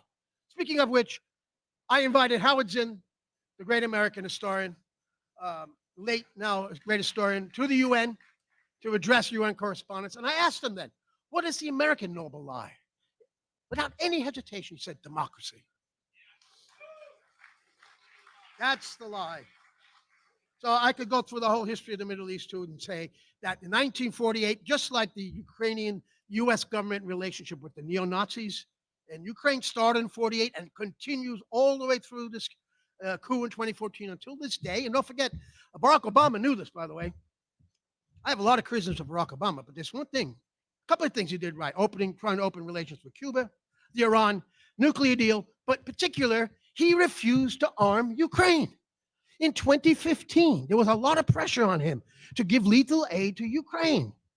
And why didn't he do it? He said two reasons. One, it will antagonize Russia. And for Russia, Ukraine is a vital interest. It is not for the United States. It's not worth it. And because some of American weapons may fall into the hand of thugs. That's the word he used, thugs. Who do you think he may have meant? How about Azov? Right? He knew they were neo-Nazis. Of course they knew, because the guy had been working with them from 1948 until that moment. Obama was right. And then when Trump, by the way, in his Republican platform said, we're not going to arm Ukraine, the Russiagate lunatics said, look at that, you see, he's in Putin's pocket. Except that was Obama's policy. not to arm Ukraine. And then out of pressure on him because of Russiagate, he did arm Ukraine. One of the worst things Trump did. Now he says he's going to end the war in 5 minutes. So this war also, 48 is the beginning of Israel, of course. And the fact that there were no people there, no Palestinian people. It was just an empty place that they walked into. This is what we're told to believe. You read Ilan Pappé, Ethnic Cleansing of Palestine, and you get the history of the thousands of people who were killed, and that ethnic cleansing that began then is still going on, and it's being accelerated as we speak. In Gaza and in the West Bank, and they're pushing the frontiers into Lebanon. And we need to know that, and that's the role of journalism, and we need a free press, because these two wars, Ukraine and Israel, could go nuclear unless we know what's going on. Thank you.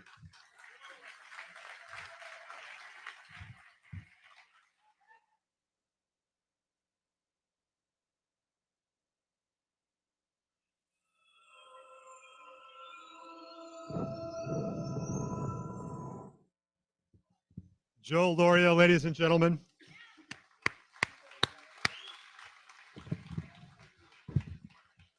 Okay, so we have just started to heat up here, but we are going to take a 10-minute intermission just so we could just relax, calm down. We set up a peace village over here where you can get food, you can get refreshments.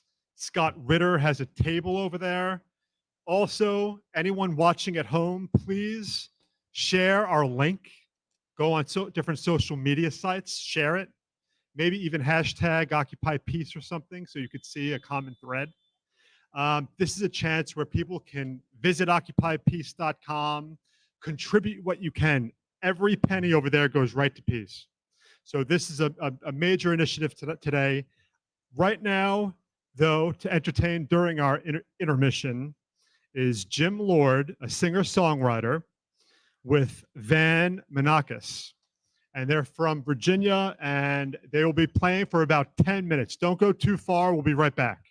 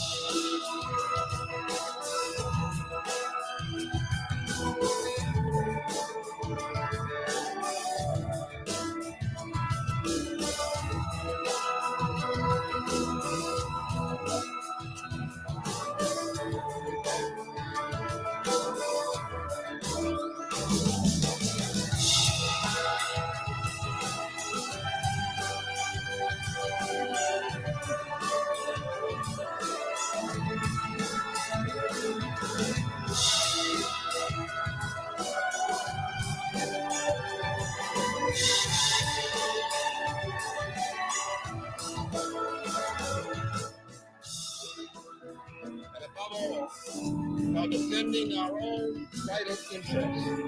Nuclear powers must avert those confrontations which bring an All right, we're to a choice of either kind of military exhausted. retreat 11-hour drive from Southwest Virginia to be up here to make this special event.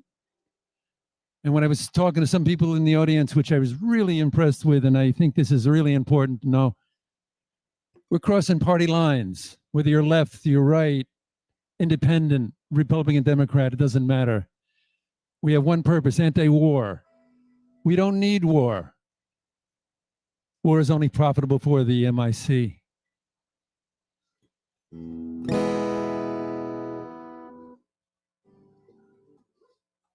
I think Frederick Douglass said a long time ago, I will unify, I will unite with anyone that does it to do good and no one to do bad. We may disagree on small issues, but if we do agree on important issues, we must band together.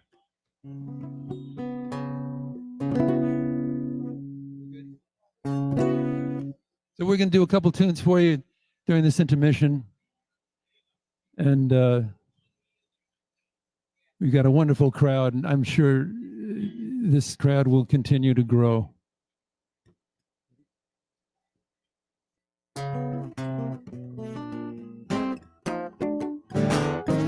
Had to tell you everything. Guilt got the best of me. Had to tell you everything, baby. Only way we could live free.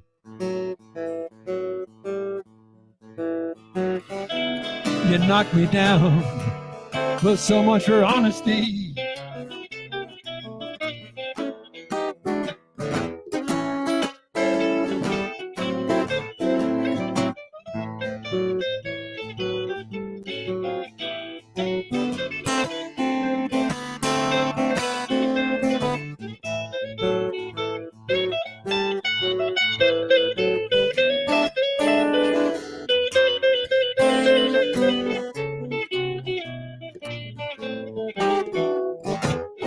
Had to know it all about me.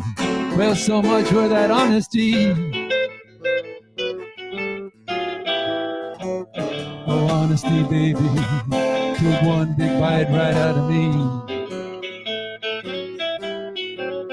But his wound is on the mend, and I ain't never going back there again.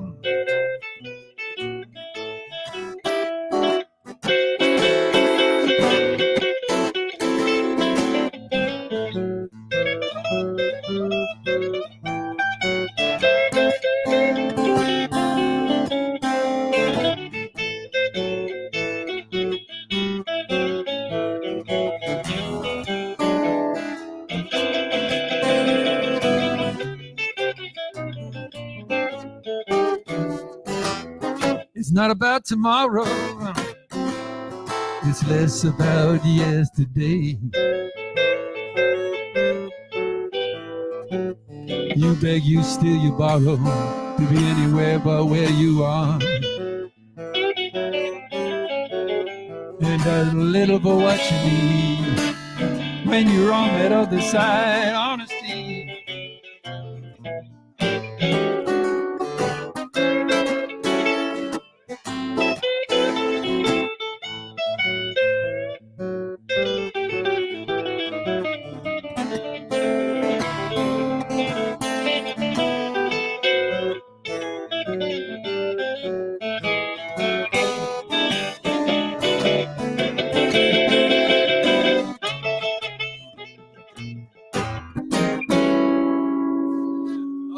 Thank you. Van Manakis on lead guitar, one of the finest guitar players I know. All right, wonderful crowd. Again, thank you all for coming out.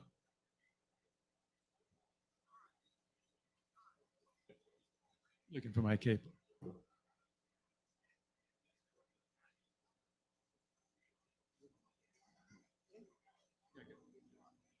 All right. This is the next tune I'm going to do for you. It's called They Told You.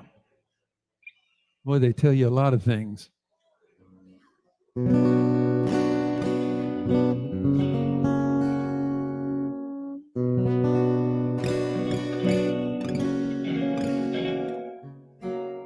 Song I wrote in the second grade.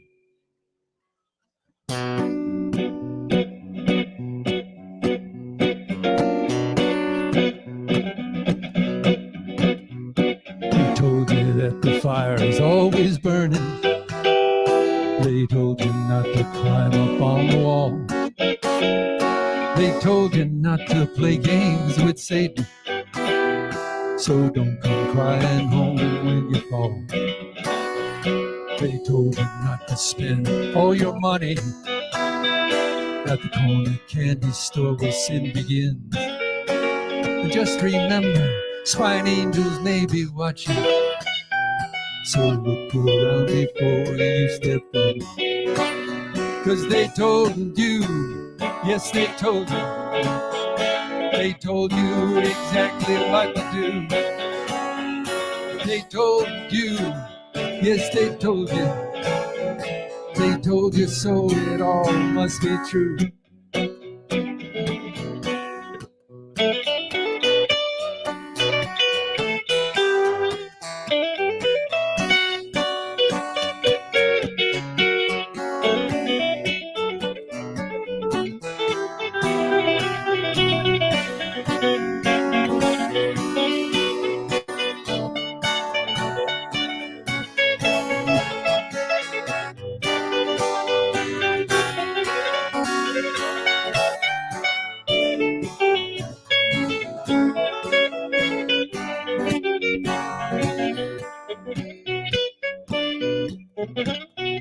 They told you not to laugh at the teacher.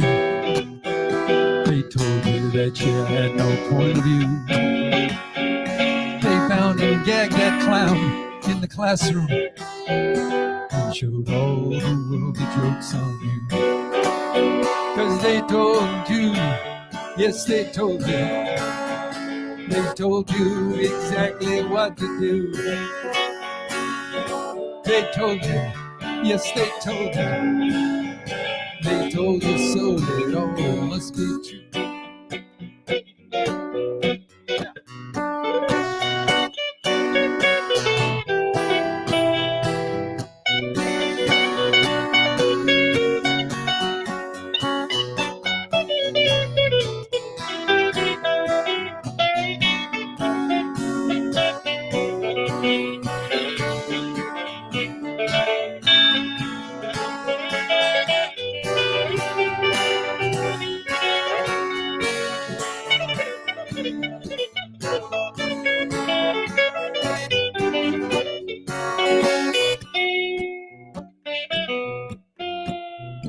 They told you there's a place called heaven, but you have to know somebody to get in.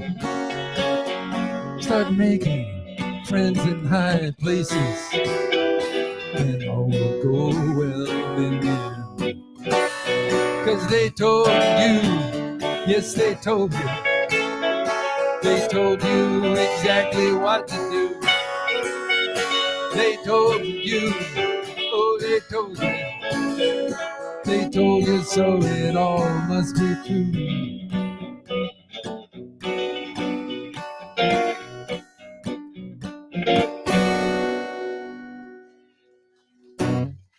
All right. I see they told you as well. It's amazing in school how we get indoctrinated. We're not taught to think, we're taught facts and information.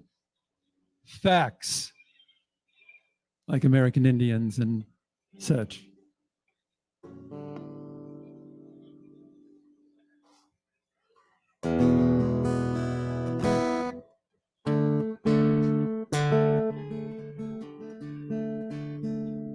I'll tell you, it was quite a long drive last night from, I live in Allistonia, Virginia, which is in the tail of Virginia. That's way down near North Carolina and Tennessee.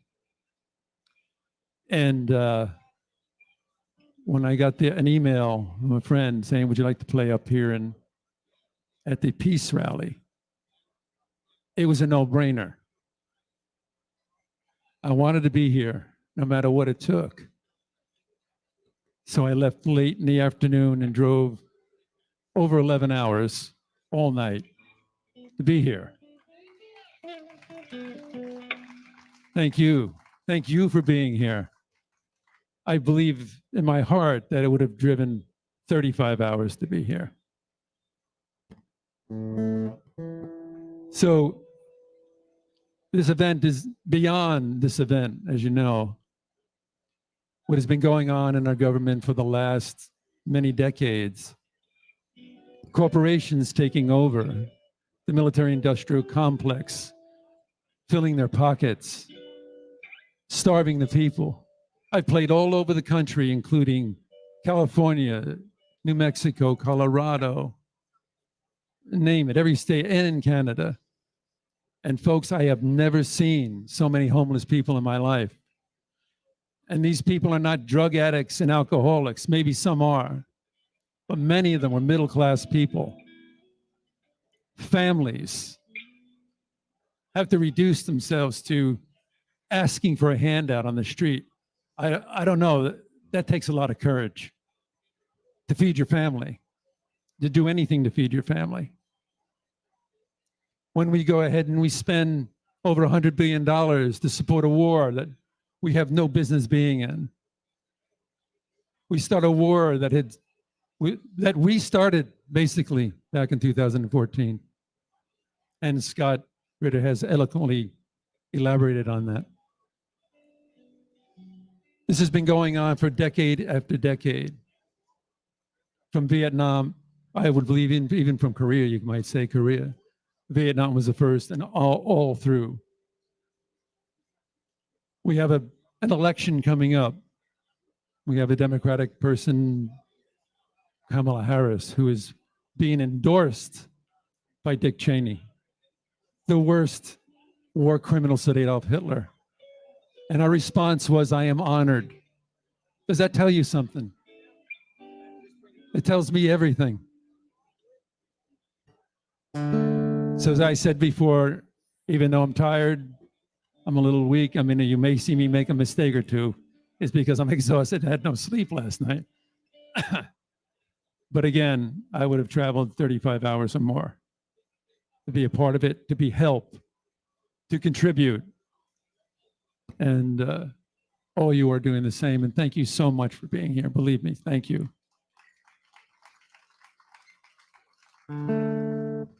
I want you to give a hand to my guitar player, lead guitar player, a very good friend of mine from Van Manakis.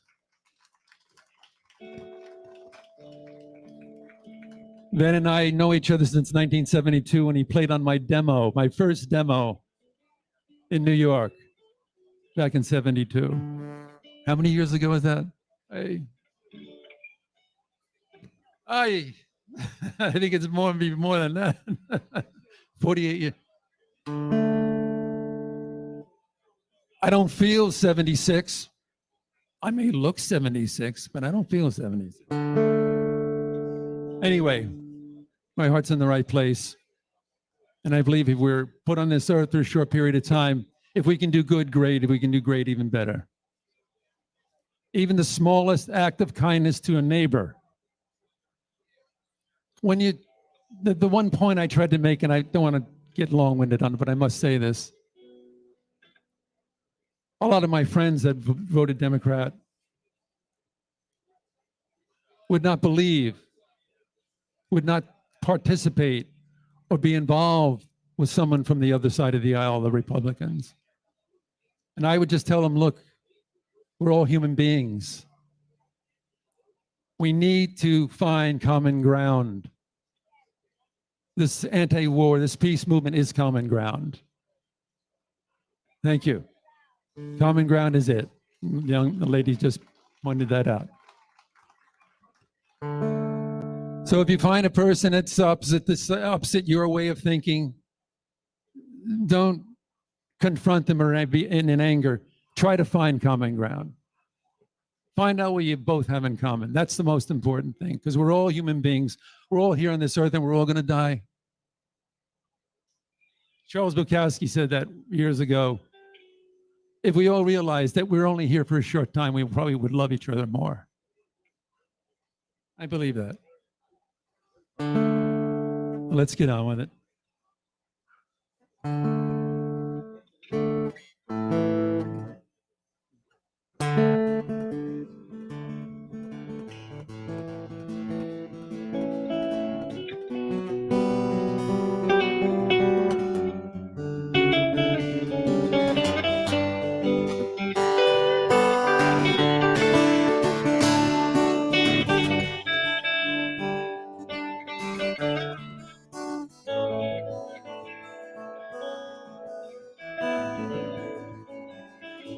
I never needed much, I gave away my share.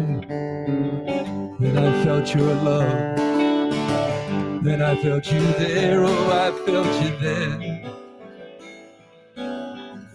Never took a chance, hid myself so well. Then you opened up, and helplessly I fell, oh, I fell. Never knew how good letting go could feel. When the trust is there, when you know it's real.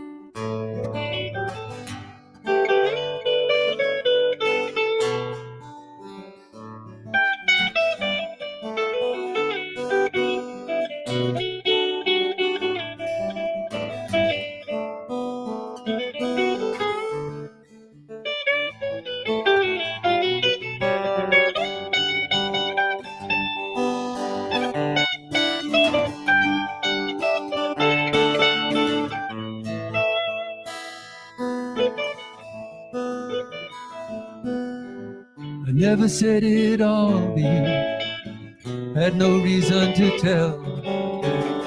When I heard you call, and helplessly I fell, oh, I fell.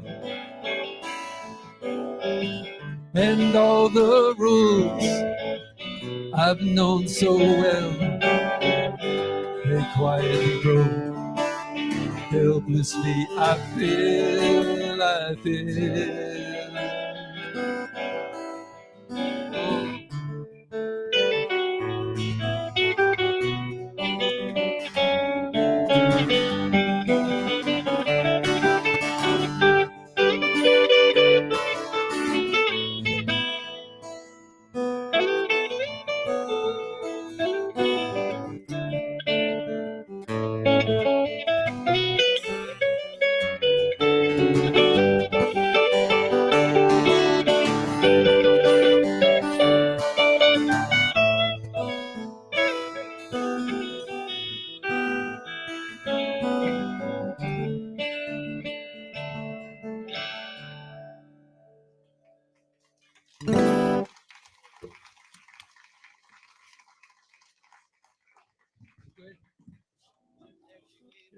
All right. Thank you so much for listening. Thank you so much for being here for this wonderful event. My name is Jim Lord. I was here with Van Menakis. And peace, brothers and sisters.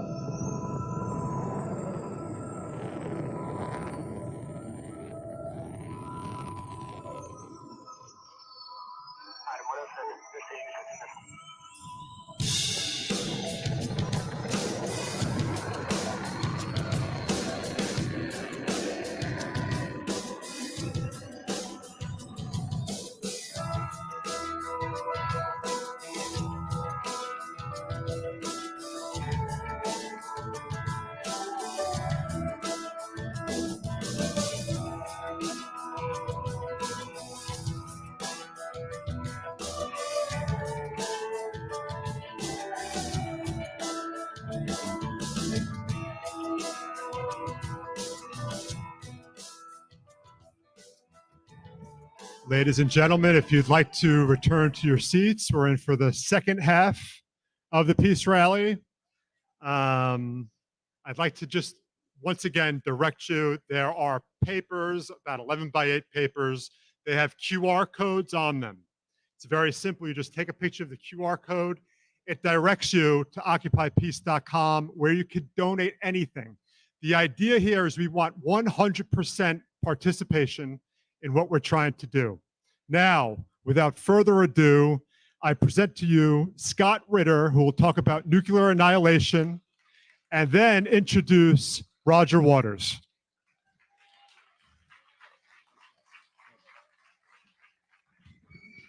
Well, thank you very much. Microphone working? All right. Now this time I'm here as myself. So you don't have to imagine me as Anya Parampil. That made me pretty uncomfortable. And again, I start with humor because the topic that we're going to talk about right now is how we're all going to die. I want to put you on notice that, and not too many Americans recognize this. On September 14th, the world almost ended. I don't know what you're doing on Saturday, September 14th. I don't know what you're doing with your lives. Hopefully it was a nice day. You're out enjoying it. But are you aware that a politician in Washington, D.C. almost signed his name to a piece of paper? That politician's name is Joe Biden. He is the president of the United States. Had he signed his name to that piece of paper, the British government, which brought that, Keir Starmer, the prime minister, would have worked with the Ukrainian government to take Storm Shadow cruise missiles, target them with intelligence prepared by the United States of America, loaded into these missiles with British hands, then put on Ukrainian aircraft to fire against Russian targets.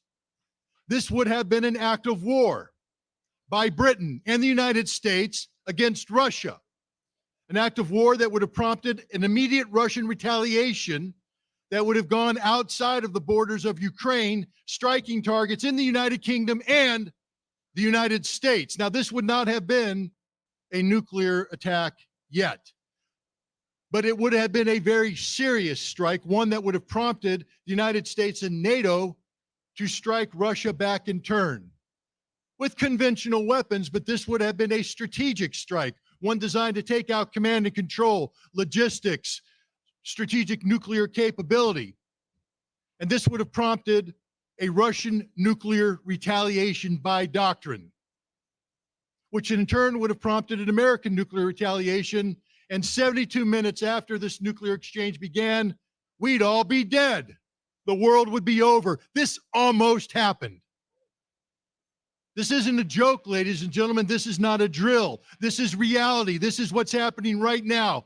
The United States government is considering signing these documents still because there are people in the U.S. government that think the Russians are bluffing. Did we, the people, empower our elected representatives to play Russian roulette with our lives? Because that's what they're doing. But this is Russian roulette where the gun is loaded, fully loaded. Every time you pull the trigger, you will die. This is the reality. It's not one that I'm happy about. Now I'm going to go back in time here a little bit. You know, I had a history of doing weapons inspections. I take pride in the fact that I was the first American inspector on the ground in the Soviet Union back in 1988 to implement the Intermediate Nuclear Forces Treaty. That was a treaty that for the first time got rid of an entire class of nuclear weapons, beginning the process of drawing the world down from an era where we had 50 today. I oftentimes joke about this. If you meet me in the street, shake my hand and buy me a beer because I saved your life. That might have worked a couple years ago when I was drinking beer. I'm not drinking beer anymore for obvious reasons. But you go, it's a tongue-in-cheek joke because it's true. Had we not gotten rid of those weapons, we wouldn't be here today. There would have been a nuclear war and we all would have died. Back then, we were afraid of nuclear war. We were afraid of a lot of things. I have two wonderful daughters, Patricia and Victoria. They're back here right now hawking daddy's books. One of the things that they have on their table, though, is a card. It's a card that'll help you through a QR code get to a song that was written by my daughter. It's a music video that was illustrated by my other daughter, Victoria, and her fiance, Sam Poling. Now, why is this relevant? Back in 2006, my daughters came home from school, as daughters are wont to do. And they looked their father in the eye and they said, "Daddy, is the world going to end?" And I said, "That's a hell of a question for, I think at the time, a 12-year-old to ask. Is the world going to end? How do you begin to answer that?" I said, "What prompted this?" They said, "Well, we saw a movie by Al Gore. It's about climate change and the world's going to end."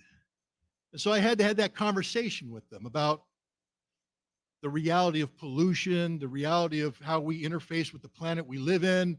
Some people think it's a threat, other people don't. But then I had to talk to them about the other realities in the world, because they said, "Daddy, you're a weapons inspector. What are nuclear weapons?" I said, "Well, nuclear weapons are bombs that are designed to destroy the world." "Well, Daddy, why would they want to destroy the world?" I said, "Well, because there's people out there that we think want to destroy us, and they have those weapons. But Daddy, if they use those weapons, they die too." I said, "Yes." They said, "This is crazy." And my daughters began an exercise. And this breaks my heart while it gladdened me, because they imagined a time when humanity could no longer live on Earth because we had squandered the gift that we had been given. And so they imagined the end of the world. And they created an imaginary world that they could escape to, where they could start life over again. But then, because my daughters are smarter than the average cookie, they realized that the problem wasn't Earth or this world. The problem was humanity. That even when humanity went to this new Earth, this new chance for life, we recreated the same things that destroyed life on Earth today.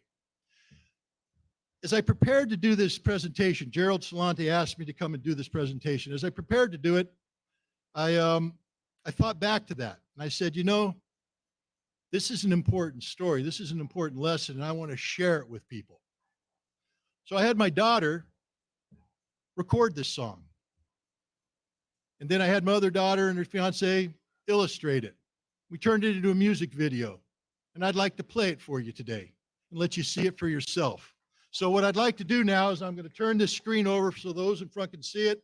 Others, if you would direct your attention to the van in the back, and let me do the world premiere of the song Daydreams.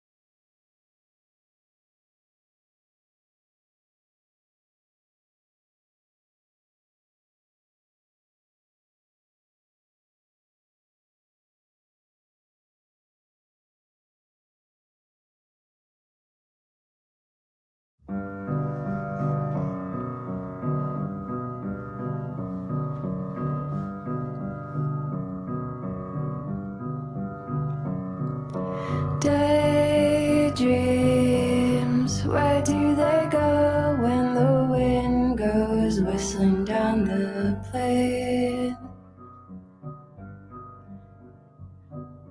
Colors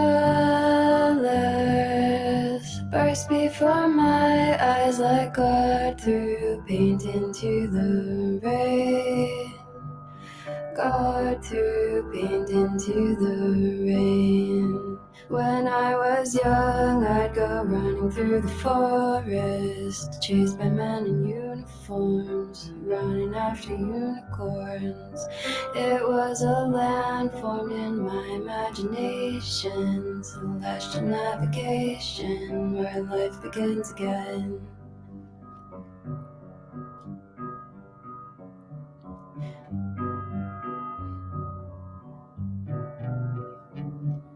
Sunlight bursting in my eyes, hands raised to try and stop the pain. Search for meaning in the sky, my whole world suddenly gone insane. My whole world is gone insane. The world mocks the wisdom.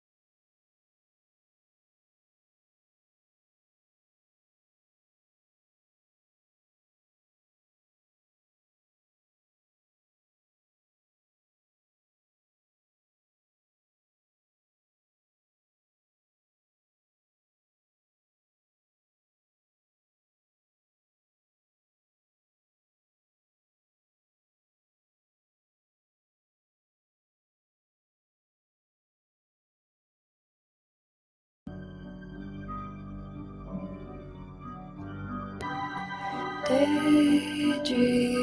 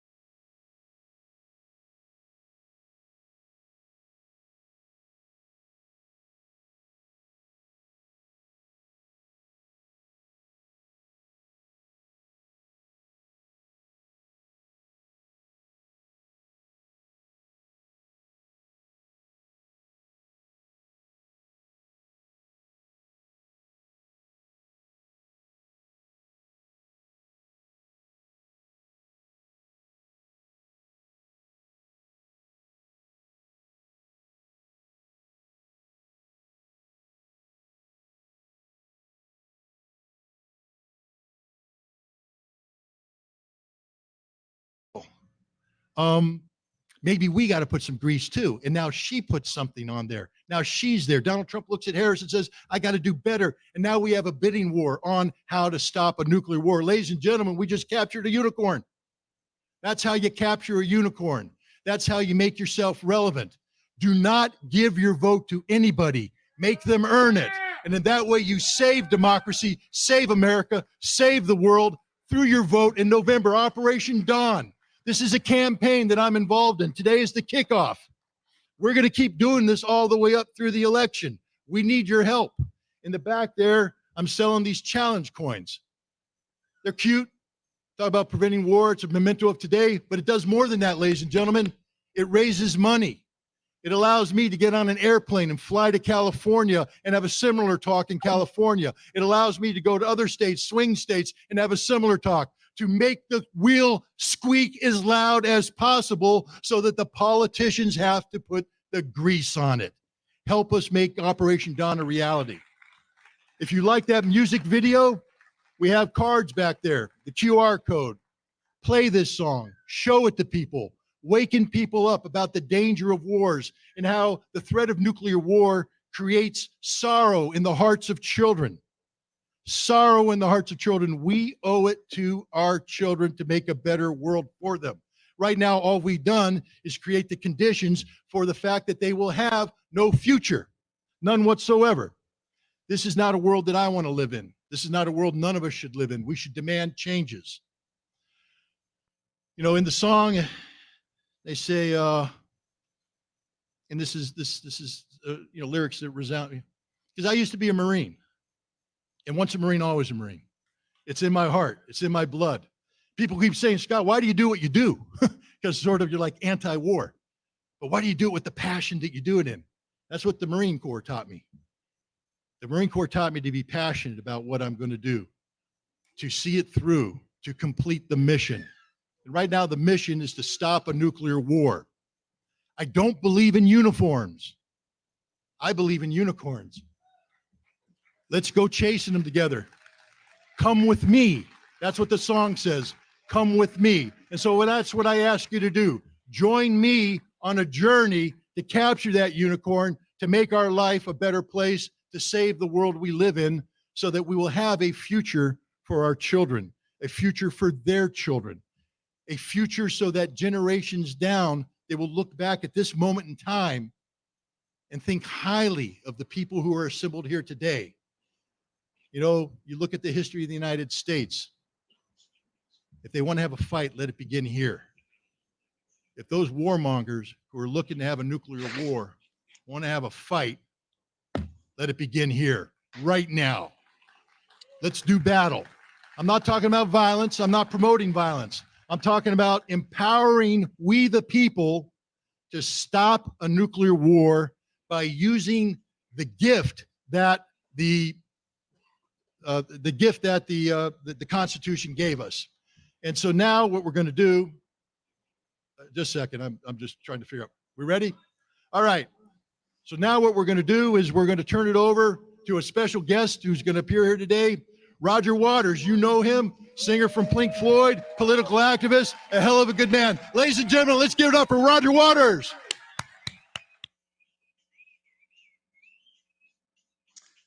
Hey, Scott.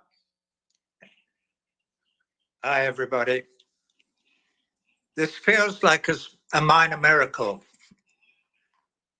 It's going to be really interesting trying to speak through the 2-second delay that I'm hearing very loud in my ears of my voice, but I'll try. Woo! Yeah, that's hard. I should get some. No, I can't get headphones. I'm going to make do with what we are. I just heard Scott say, once a Marine, always a Marine. I get it, Scott, and I was really excited and moved to hear your words about the only thing that we need to act upon right now is to prevent these motherfuckers taking us into the Third World War, which is what they're determined to do. All right. Sorry, I'm going to calm down a bit because I've been trying to watch this on YouTube. There was no audio for a long time, but we soldier on. It's so great to see you all there in that field in Kingston, New York. And it's great that this is going out to a big audience. I believe on Judge Napolitano's YouTube channel, among many other channels. Okay. All right. Wow, this is hard. Anyway, never mind. It's only technology. Listen, in a while, when I stop, we're going to play a very short clip of film that I've been making with my team for the last few days. It's excerpts from a live screening that we made last May from Prague in Czechoslovakia of my show that I was doing there called This Is Not a Drill. This is not a drill is what they play you through the loudspeakers just before you're burnt to a crisp with your family and all your relations and everybody else when they drop a nuclear bomb on you. That's why my show was called This Is Not a Drill. Well, this is not a drill today. So more power to you. All of you who are here in this field and watching this YouTube feed are resisting the monster that is the empire of the United States and all other warmongers all over this beautiful globe that we call home. So the fact that you are linking arms in this field in Kingston this afternoon, and the fact that we are symbolically linking arms with all our brothers and sisters all over the world, irrespective of their ethnicity or religion or nationality or anything else, is supremely important. Thank you. Now take a breath. Can I take a breath? Yes, I can. Oh, that's brilliant. I've lost the repeat in my ears, so I can calm down now. So I started doing This Is Not a Drill tour back in the summer of 2022 in the United States and Canada and Mexico. I think we did nearly 50 gigs. And it was great. And we encountered very little resistance, and we encountered lots of extremely enthusiastic audiences who understood what my pop concert was about and agreed with its sentiments, i.e. same sentiments as Scott Ritter just spoke of here, stopping the possibility or the probability, should I say, of nuclear war. Everything went sort of well until we got to Europe, where the Germans tried to ban my concerts. Well, when I say the Germans, egged on by the Israeli lobby and the Hasbara team, who have been trying to silence me and shut me up for about 20 years now.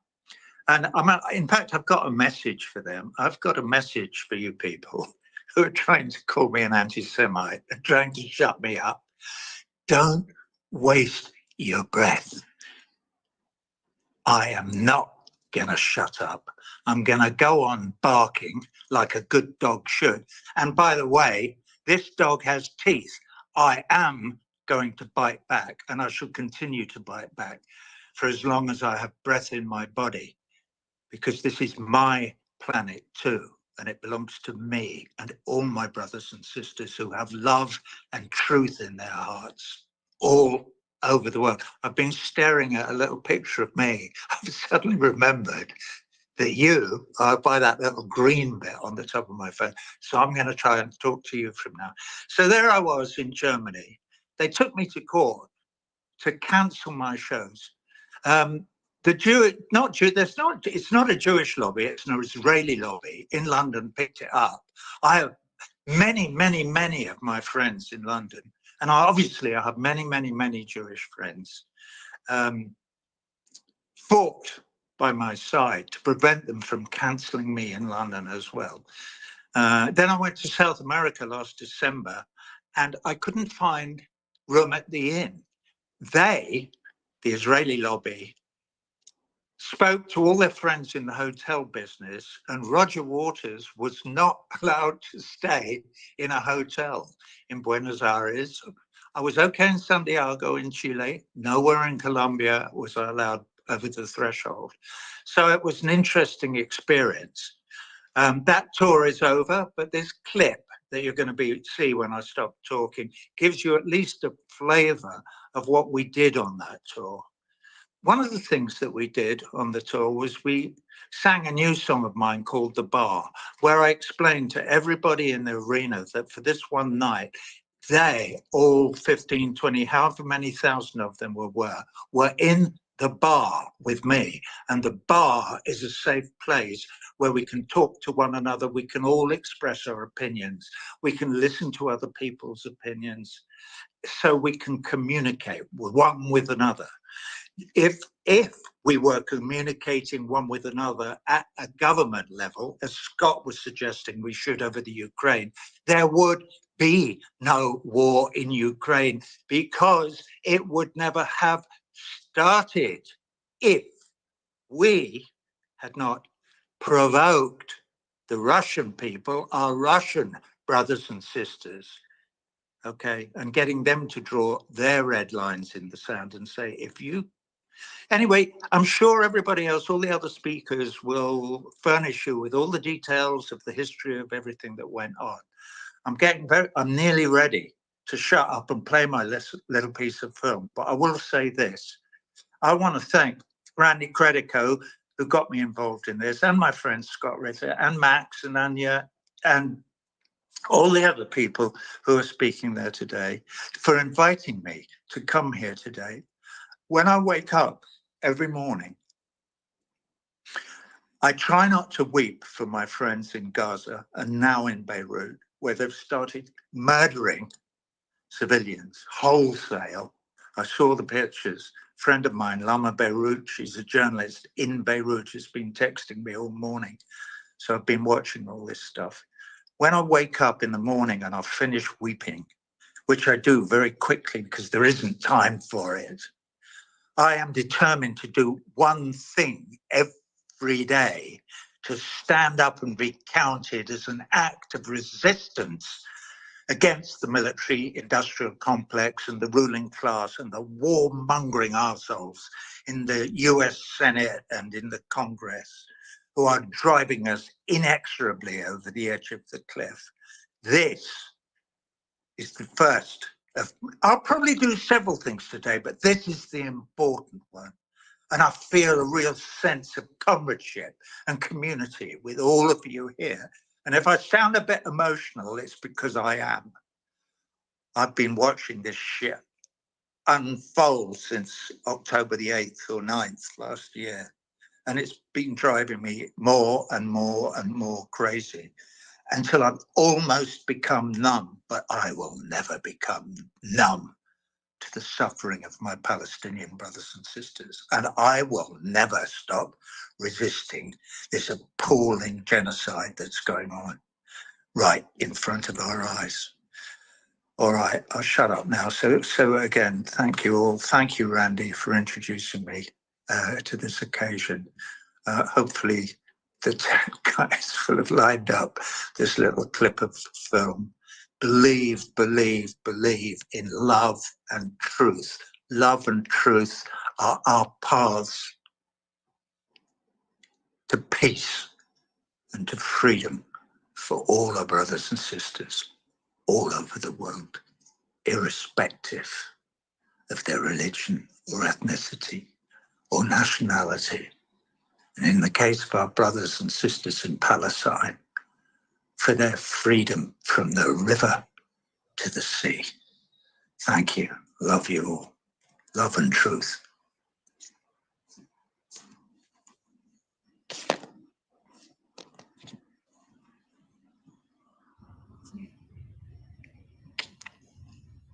Now I need it.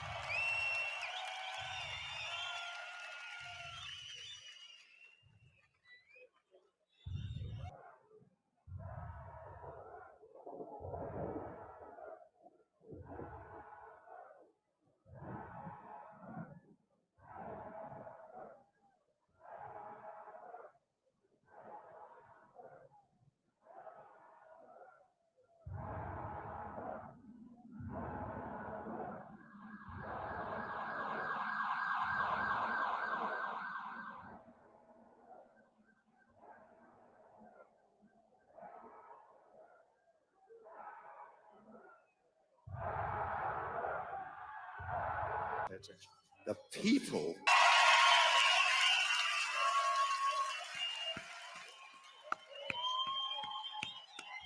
Thank you, Roger Waters, for that. What about another round of applause?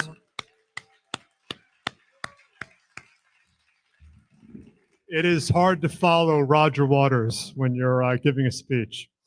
Okay, so that leads us to our final intermission, because we're saving some really powerful speeches for next. That's going to include Judge Andrew Napolitano, Gerald Celente, and then we'll have all of our speakers join us on the stage one last time. So in this third and final intermission, I once again ask everyone here to check out our Peace Village off to my right. We have t-shirts, we have QR codes, we have everything to join the movement. I said it before, and I know everyone out there is passionate. And this is where you can help us and you can take action. So help us, occupypeace.com. Everyone who's watching online right now, please take a second, share this to your social media account, clip parts of it, share it on TikTok. This is how we spread the message. We have two very attractive people right there wearing the "Hey Politicians, who are you to tell me what the F to do?" And it looks great on you, and it's all the rage. Oh, welcome. And it makes a great Christmas present for like-minded relatives, and so I'm just putting it out there. So please, we're taking a break for 10 minutes. Visit the Peace Village to my right, occupypeace.com. And now, without further ado, it's my pleasure to introduce country music artist Garrett Steele. Thank you.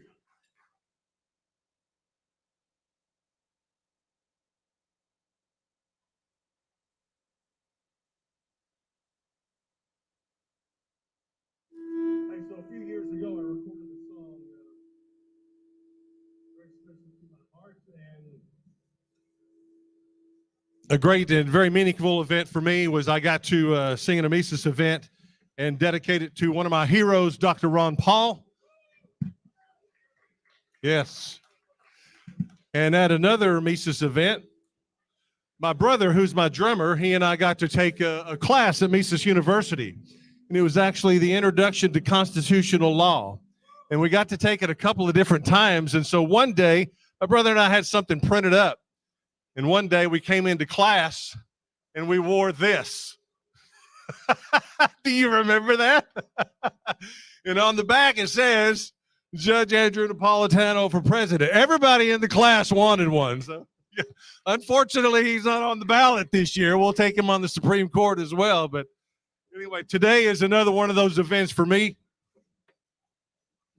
when I get to dedicate this song to Judge Napolitano, as well as Gerald and Scott Ritter and all of those who have spoken today. Just as was said today, and this song will also articulate, these people have laid their careers on the lines, their fortunes on the lines, their reputation, and even in some instances risked their life. And so it is time for you and I to step up and ask ourselves, you know, what is it we can do to be the title of this song, Those, one of those. Some live their lives with honor, a path they bravely chose. And the world would be a better place if there were more of those. There are those who reach out, giving hope to those without, helping hands that do their part to ease a pain, to mend a heart. Those who serve when they are called, and those who fight, and those who fall. They take a stand, and through it all, their love still grows. Lord, help me be one of those.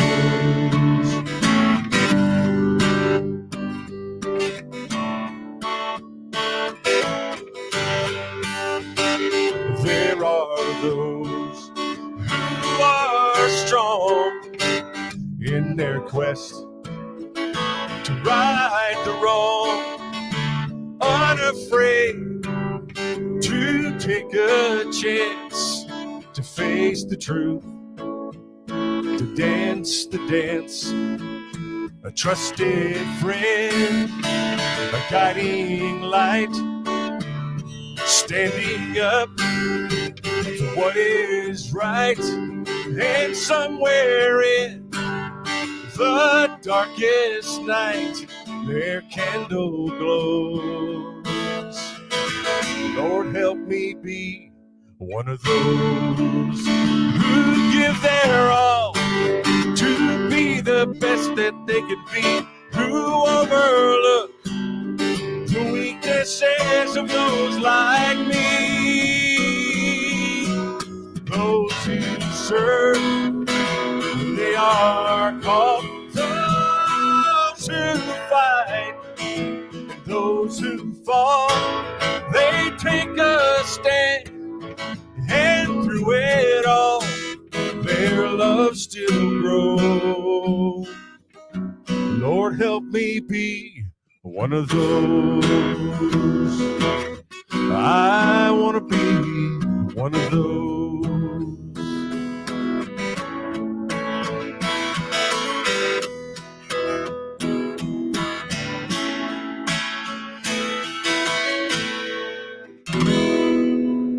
Thank you. Thank you, everybody here today.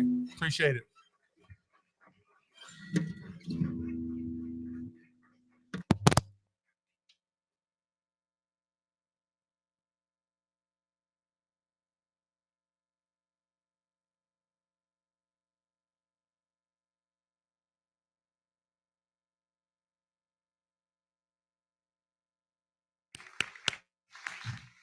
If you like that and would like to see more of his content, check out garrettsteele.com. garrettsteele.com.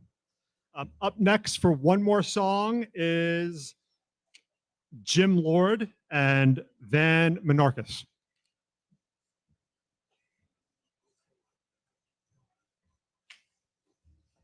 It's a Jim Lord solo.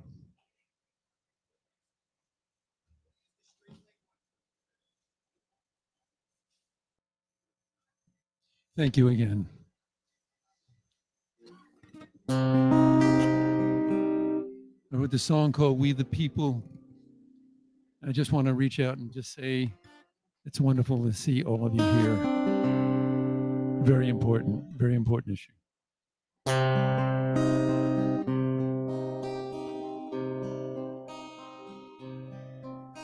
You sold us all hope when we needed it most. A promise of change would come. A wage we could live on and care for the sick. A roof for those without one. All the years that you could have made good on that promise are gone with the trust we once felt. The lies, they just get thicker as our country gets sicker from the poisons who chained up with their wealth. But we the people, oh, all eyes open, living day to day to keep our homes and feed our children, and now they want to take our voice away.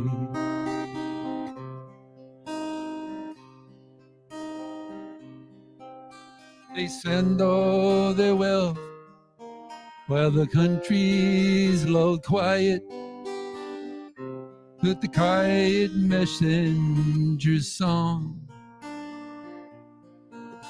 and softly they sing out the 6 o'clock news, ignoring all of the wrongs.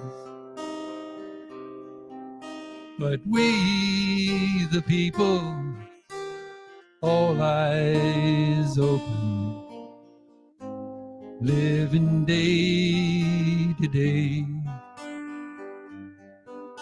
to keep our homes and feed our children. And now they want to take our voice away.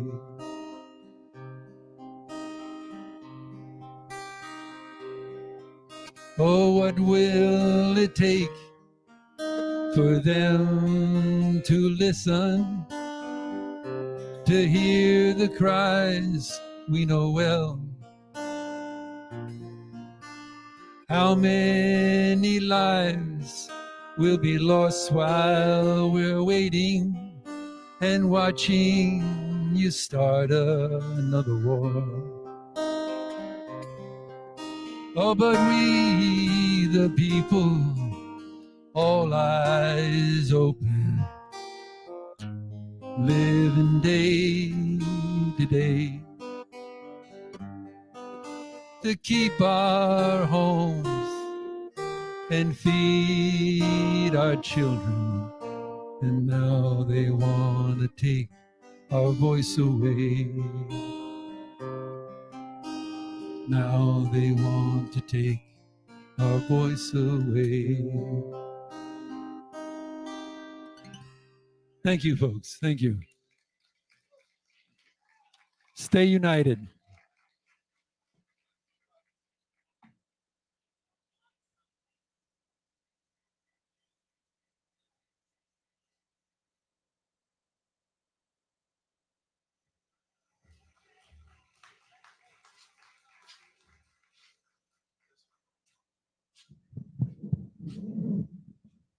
Judge Andrew Napolitano for Judging Freedom.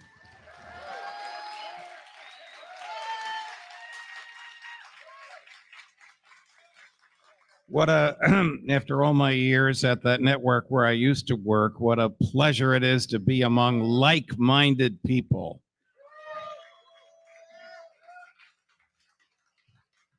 I was walking into a theater in New York City and I saw some lady across the street waving and waving, and she ran across the street and I knew I was in her crosshairs, and she said, Judge Napolitano, I heard you were dead. I looked at her, I said, Madam, I'm sorry to disappoint you.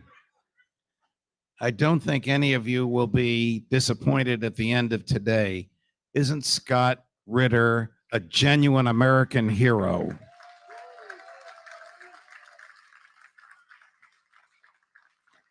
And my friend Joe Lauria is the most courageous journalist you'll ever shake hands with. And my new friend, Roger Waters, who watches my show every day. God bless you, Roger. I've been a fan of yours since I was a lot younger than I am now.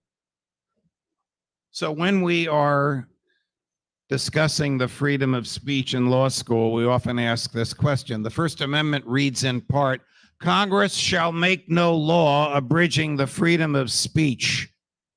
And I would say to the students, well, what would happen if the states ratified an amendment repealing the First Amendment? Would we still have the freedom of speech? Now, if you're a big government type who believes that freedom comes from the government, then the answer to that question is no. But if you recognize that freedom comes from our humanity, a gift from God who created us, then it doesn't matter if we have the First Amendment. We will always have the freedom of speech. This is at least the theory of the Constitution and the Declaration of Independence, that your right to live, your right to think as you wish, to say what you think, to read what you want, to gather whatever information you want, to defend yourself against the government if it's taken over by tyrants, and your right to be left alone. These are rights that come from our humanity, whether the government is willing to recognize them or not.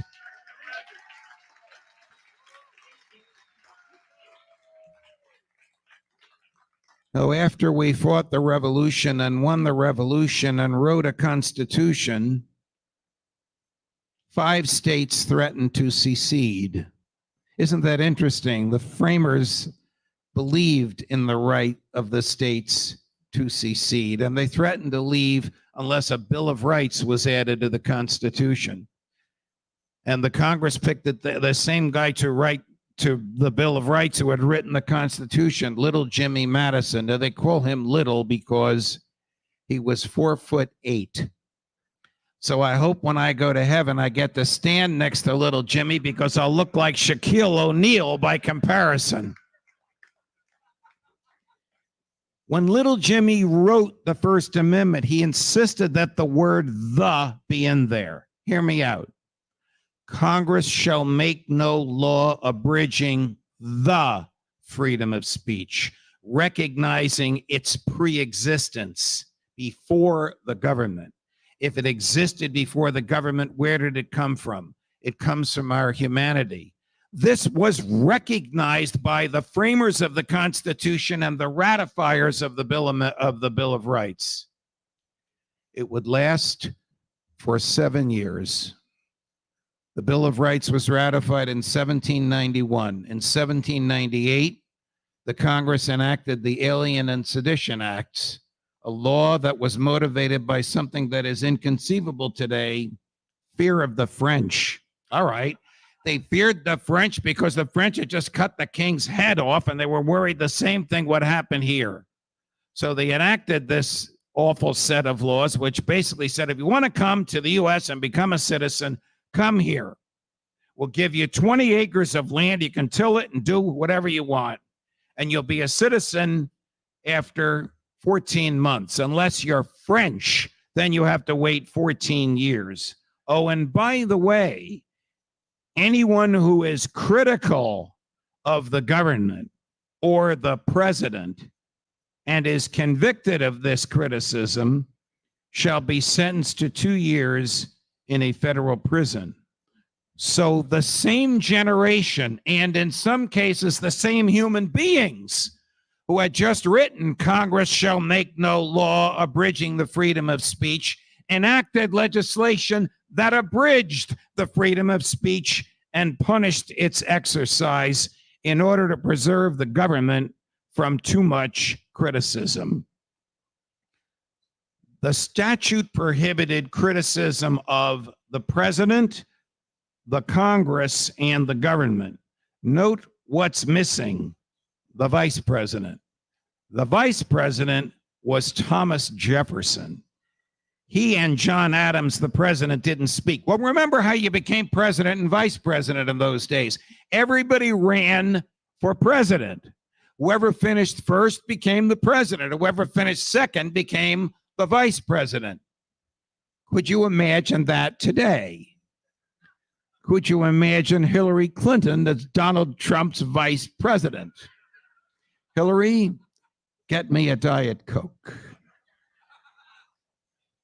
Jefferson didn't care what people said about him, nor did Congressman Matthew Lyons, the Ron Paul of his era, who decided to test the limits of the Alien and Sedition Acts by criticizing the president in public. John Adams, who was as wide as he was tall during his years in the White House, often wore a purple robe on his way to the Capitol building, and his wife sewed gold epaulets on the shoulders.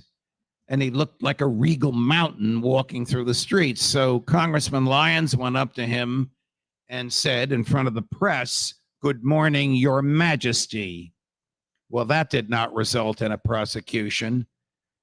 And then he said a few days later, "Good morning, Your Pomposity."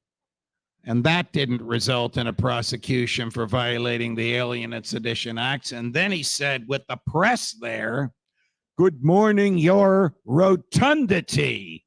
And that resulted in a prosecution for violation of the Alien and Sedition Acts. And a member of Congress was tried in federal court in Boston and convicted of mocking the president's waistline.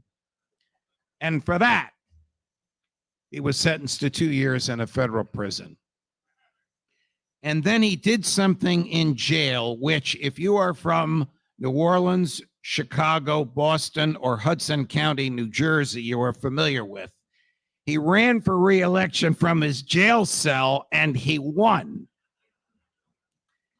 And when he got to Washington, D.C., expecting to mock his rotundity, he found instead a tall, thin, raven-haired occupant in the White House by the name of Thomas Jefferson.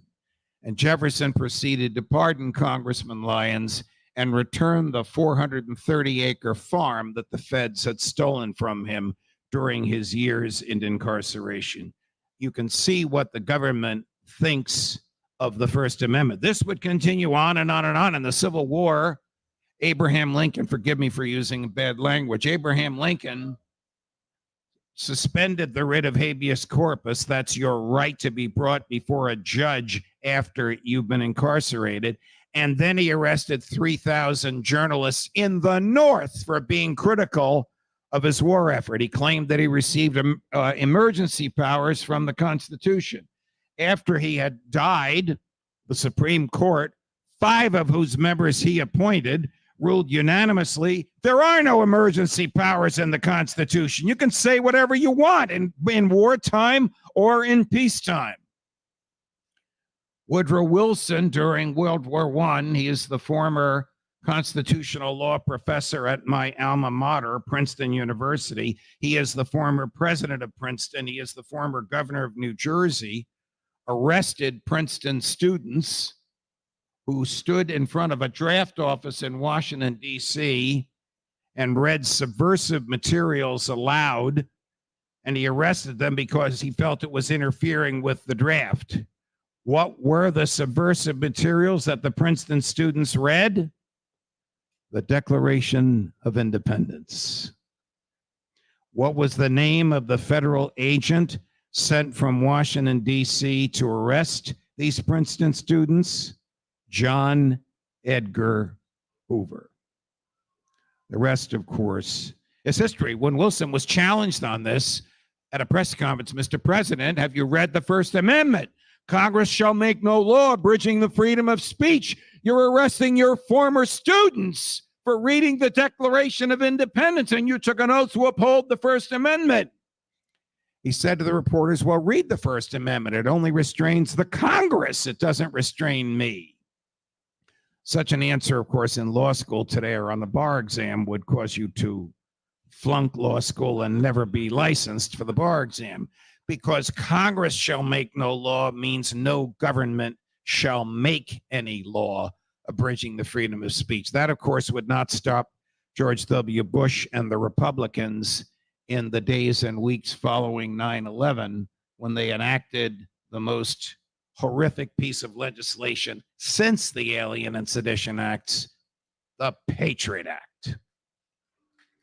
The Patriot Act authorizes one FBI agent to permit another FBI agent to conduct a search, even though the Fourth Amendment says there shall be no searches except by warrants issued by judges based on probable cause of crime and specifically defining the place to be searched and the person or thing to be seized.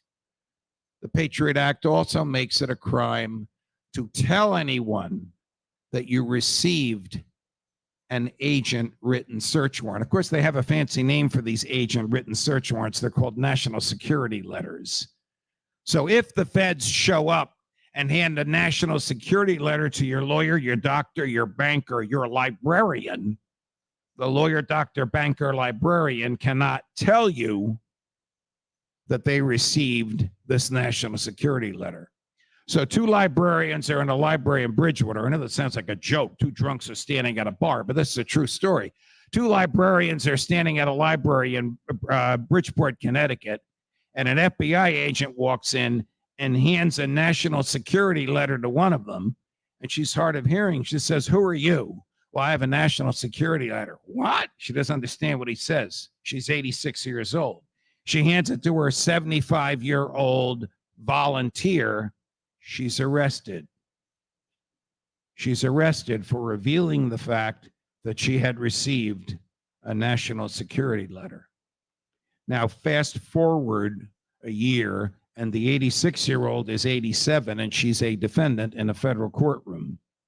And the federal judge says to the prosecutors, "You really want to prosecute this 87-year-old lady for telling her 76-year-old assistant that she received a national security letter?" "Yes, we do. It's a violation of national security for anybody to tell anybody else that they received a national security letter." And the judge says, "Well, wait a minute. This is a public library with government books on government shelves.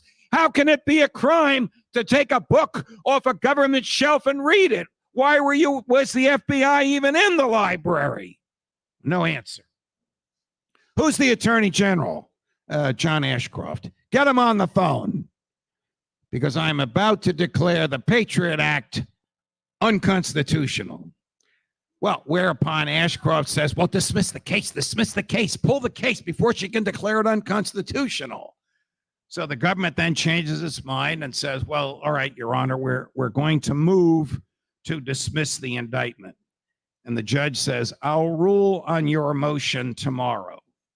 And that night, she published an opinion declaring the Patriot Act unconstitutional, and then the next day dismissed the indictment. This has happened 5 times throughout the country.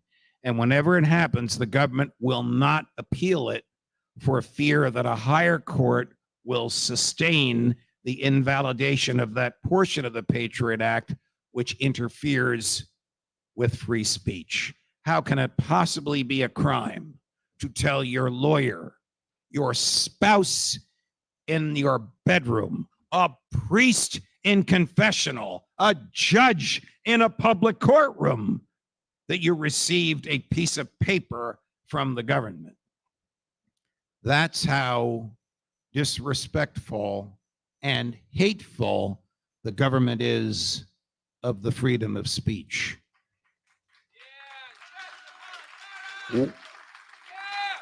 Why does the government fear the freedom of speech? So that people like Scott Ritter cannot tell you how dangerous the government's policies are and how close the government brings us to annihilation. The government doesn't want to hear that. The government is so afraid of Scott Ritter, they sent 40 FBI agents to his house, including a SWAT team and a bomb squad, to get his cell phone and his desktop. And then they questioned him. And Scott Ritter stood eyeball to eyeball with the government and never blinked.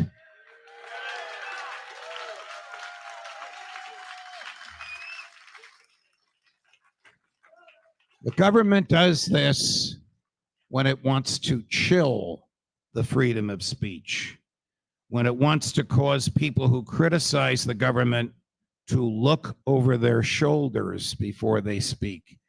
Because not everybody who criticizes the government, well, not everybody who criticizes the government is as big as Scott Ritter, but not everybody who criticizes the government is as courageous as Scott Ritter.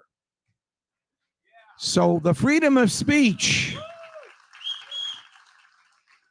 if you want peace, speak about it. If you want peace, challenge the government. If you want peace, shake your fist in the tyrant's face.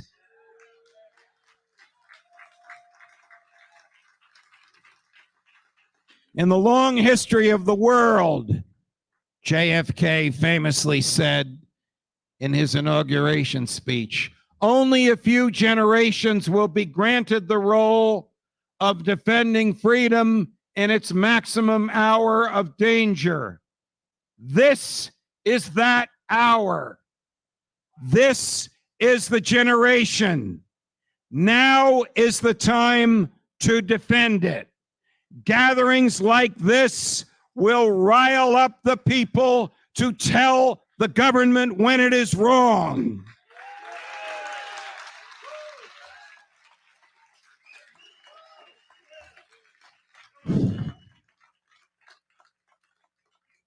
Our freedoms come from our humanity.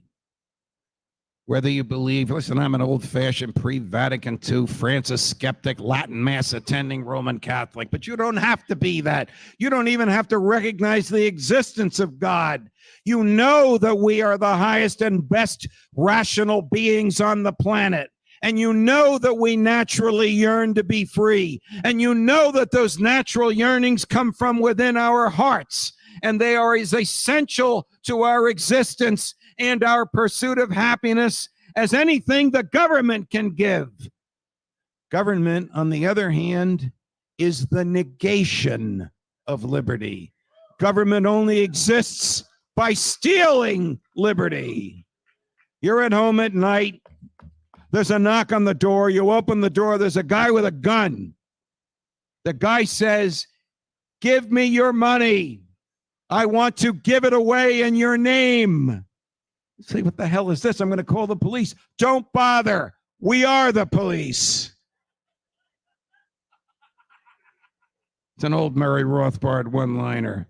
There are 3 ways to acquire wealth: the sweat of your brow, the inheritance model, the mafia model. Give us your money or else.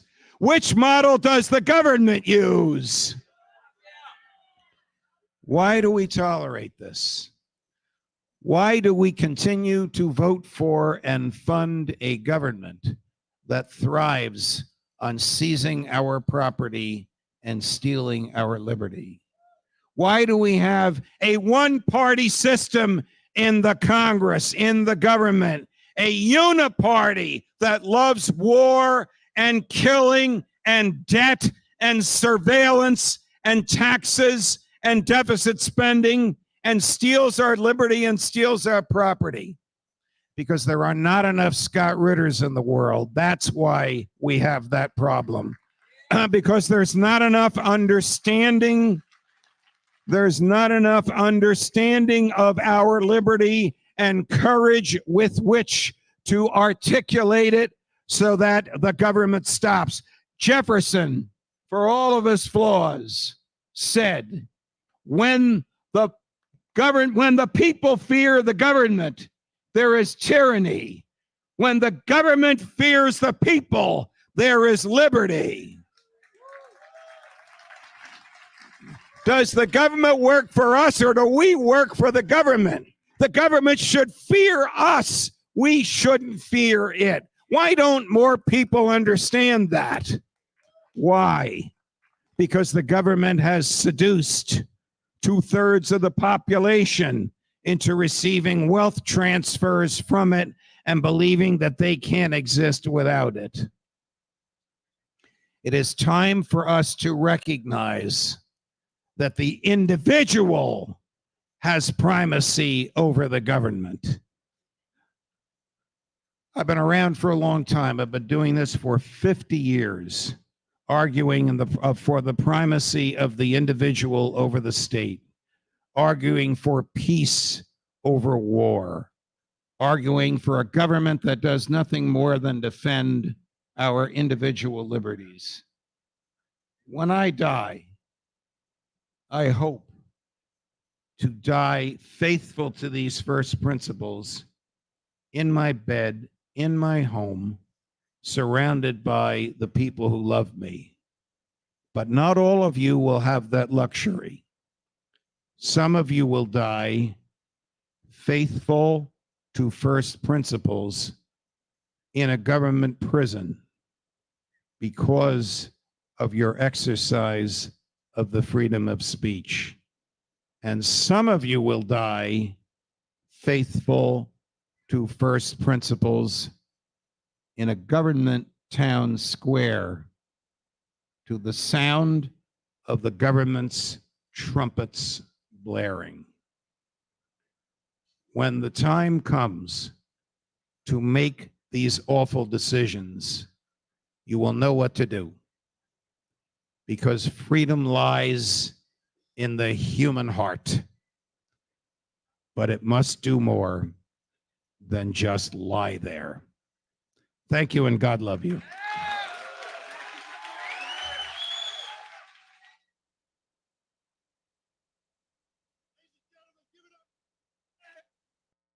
Oh.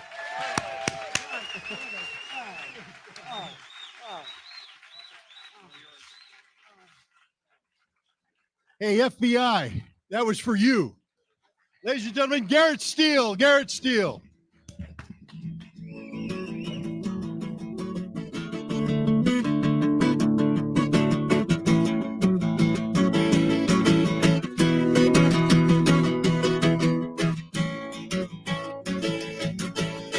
See if we can't get this next speaker out here to boogie with us a little bit. Welcome to the stage, our host, Mr. Gerald Celente. Come on out and boogie with us a little bit, Gerald.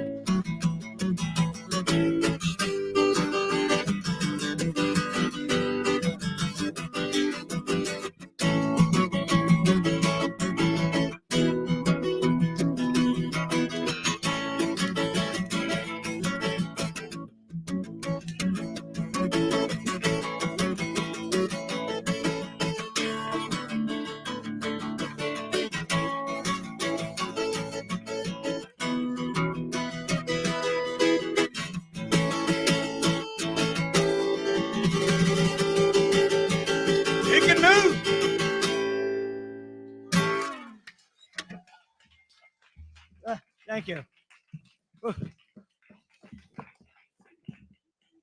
Lotus. I don't know if it was Jesus, Muhammad, or Buddha, but one of them said, you better boogie before the lights go out because tomorrow is iffy. And I'm President Boogie. Vote for me on election day. I will raise wages. I will lower taxes. I'll put a chicken in every pot. I'll put a Cadillac in every garage. All you have to do to join is bring your own fifth, because I'm starting the fifth party. Election time is coming, and I'm a real gone candidate. Get to the polls real early, and don't forget the date, and vote for Mr. Boogie. Vote for Mr. Boogie. I'll put rhythm in the White House, and all the squares have got to go. I'm going to make a speech in every city. I'm going to make a speech in every town. I'm going to kiss everybody's baby when their daddy's not around. So vote for Mr. Boogie. All right.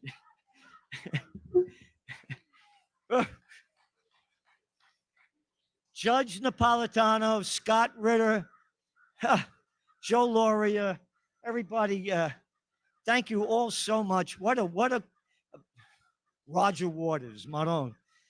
Thank you all for being here. You know, there's a definition for democracy. Government by the people. The rule of the majority. Oh, this is Merriam-Webster. Screw you, Merriam-Webster. I'll tell you what to do. You got no democracy. If you don't believe the crap spewing out of my mouth, you believe in misinformation. Why, I find misinformation being sexually abusive. You know, why don't we call it transgender information? Let's really be stupid. A government in which the supreme power is vested in the people and exercised by them directly or indirectly through a system of representation, usually involving periodically held free elections. Free elections? We got no free elections. It's a crime syndicate. You don't get billions of dollars from the billionaires. You can't run for anything. And all these billionaires, billions and billions for bombs, not a penny for peace. You know,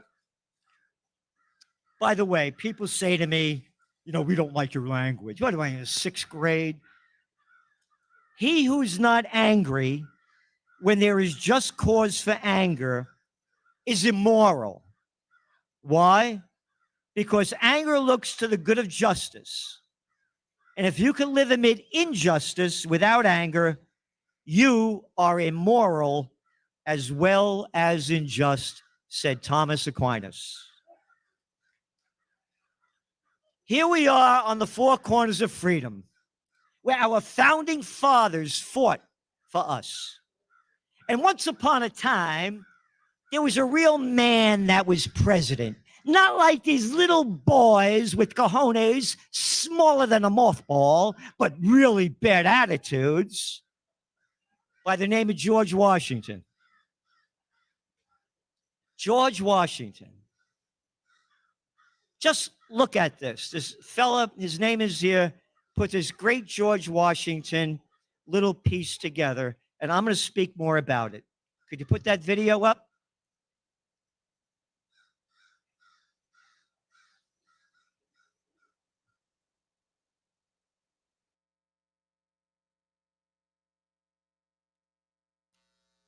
They got the big screen back there. Another.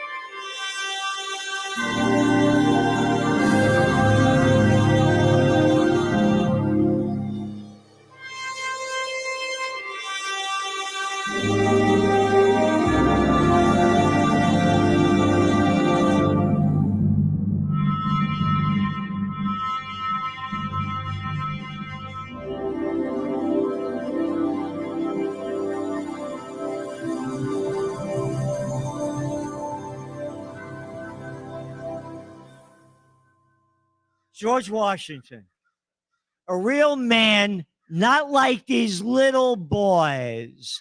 A man, hey, when he crossed the Delaware, a guy that fought, not like these little chicken hawks. Oh, a Biden, 5 draft deferments. A little warmongering little boy, 5 draft deferments. Oh, Trump, oh, he only got 4. Clinton, yeah, he drafted his way deferment out of it too. Obama, the Nobel Peace of Crap Prize winner. One after another, but they love war. Little boys, little gutless boys. I want to read to you some of George Washington's farewell address, because again, we are at the most historic 4 corners in America, where the seeds of democracy was sown. There is nowhere in America than where you are right now. As a very important source of strength and security, cherish public credit. One method of preserving it is to use it sparingly as possible, avoiding occasions of expense by cultivating peace. Screw you, Washington! How dare you say that? I'm little Biden Ballis. How dare you say cultivating peace? Cultivating peace is not allowed. You are not allowed to say it on ABC, All About Crap Network. You're not allowed to say it on CNN. The Cartoon News Network. Going on. But remembering also that timely disbursements to prepare for danger frequently prevent much greater disbursements to repel it. Avoiding likewise the accumulation of debt, not only by shunning occasions of expense, but by vigorous exertions in times of peace to discharge the debts which unavoidable wars may have occasioned. Oh, debt? You mean the $35 trillion in debt? And when you put the real number into it, it's about $260 trillion of debt? You mean the $1 trillion that we give to the military-industrial complex each year? Screw you, Celente! You're banned from the mainstream media. Well, I used to be on Oprah, the Today Show. Good morning. We hate you. You're a man of peace. You're a warrior for the Prince of Peace. And we're on the demonic side. He goes on by saying, but the vigorous exertions in a time of peace to discharge the debts which unavoidable wars may have occasioned. Observe good faith and justice toward all nations. Cultivate peace and harmony with all. Peace and harmony with all. They had me hiding under a desk in case an atom bomb went off when I was a kid. Like that was going to save your life. The nation which indulges towards another an habitual hatred or an habitual fondness is in some degree a slave. It is a slave to its animosity or to its affection, either of which is sufficient to lead it astray from its duty and its interests.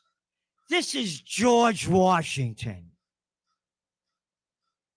We have been taught to hate the Russians and hate the Iranians all our lives. It is a slave to animosity or to its affection. Antipathy in one nation against another disposes each more readily to offer insult and injury, to lay hold of slight causes of umbrage, and to be haughty and intractable when accidental or trifling occasions of disrupt occur. Hence, frequent collisions, obstinate, envenomed, or bloody contests. The nation, prompted by ill will and resentment, sometimes imperils to war the government, contrary to the best calculations of policy. So likewise, a passionate attachment of one nation for another produces a variety of evils. Here we are. Variety of evils. He goes on to say, and it gives to ambitious, corrupted, and deluded citizens who devote themselves to the favorite nation facility to betray or sacrifice the interests of their own country, like every little piece of scum that we call politicians. They could care less about us. It is the responsibility of the executive branch at all levels of government, local, state, and national, to provide and protect that freedom for all of our citizens by all means within their authority.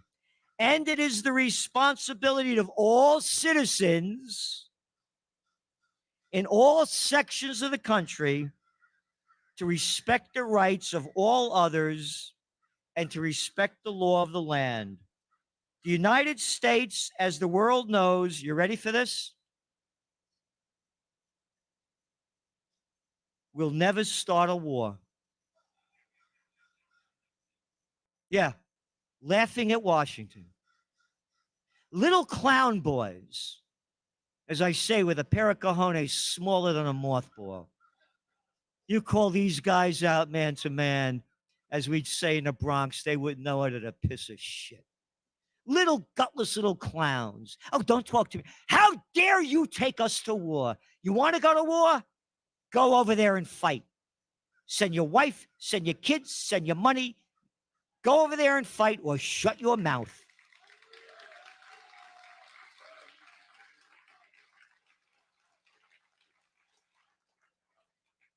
George Washington goes on to say, this generation of Americans has already had enough, more than enough, of war and hate and oppression. We shall be prepared if others wish it. We shall be alert to try to stop it. Look at the difference. This is our founding fathers. This is where we are, where the seeds of democracy was sown that have been stolen from us. He goes on to say, in relation to the still, you ready? Subsisting wars in Europe, my proclamation of the 22nd of April, 1973, is the index to my plan.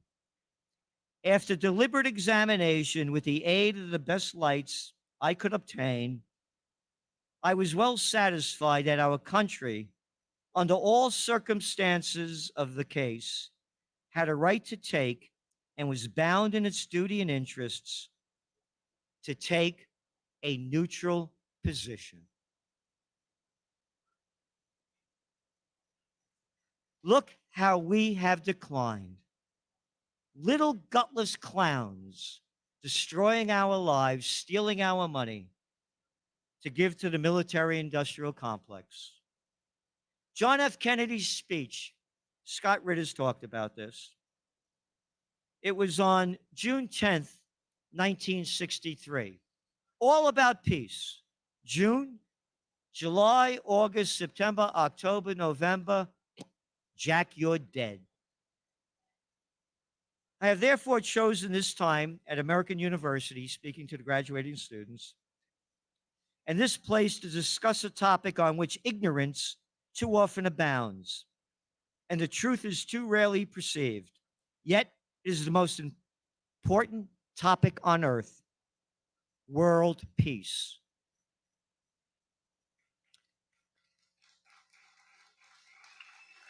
World peace.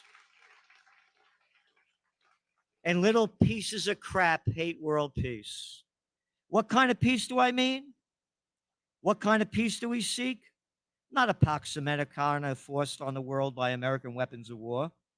Not the peace of the grave or the security of the slave. I'm talking about genuine peace. The kind of peace that makes life on earth worth living.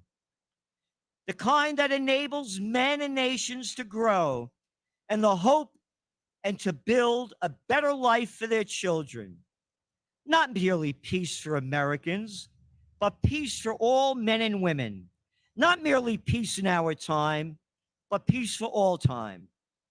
Total war makes no sense in an age, and this is going back to what Scott Ritter is saying, when great powers can maintain large and relatively vulnerable nuclear forces and refuse to surrender without resort to those forces.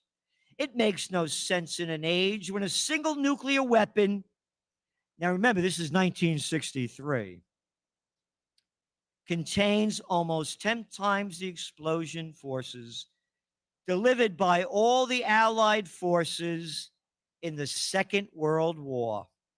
It makes no sense in an age when deadly poisons produced, again, this is what Scott was saying, by nuclear exchange would be carried by the wind and water and soil and seed to far corners of the globe. And to generations yet unborn. I speak of peace, therefore, as the necessary rationale end of rational men. I realize that the pursuit of peace is not as dramatic as the pursuit of war. And frequently, the pursuers of peace fall on deaf ears. Some say that it is useless to speak of world peace. First, let us examine our attitude toward peace itself.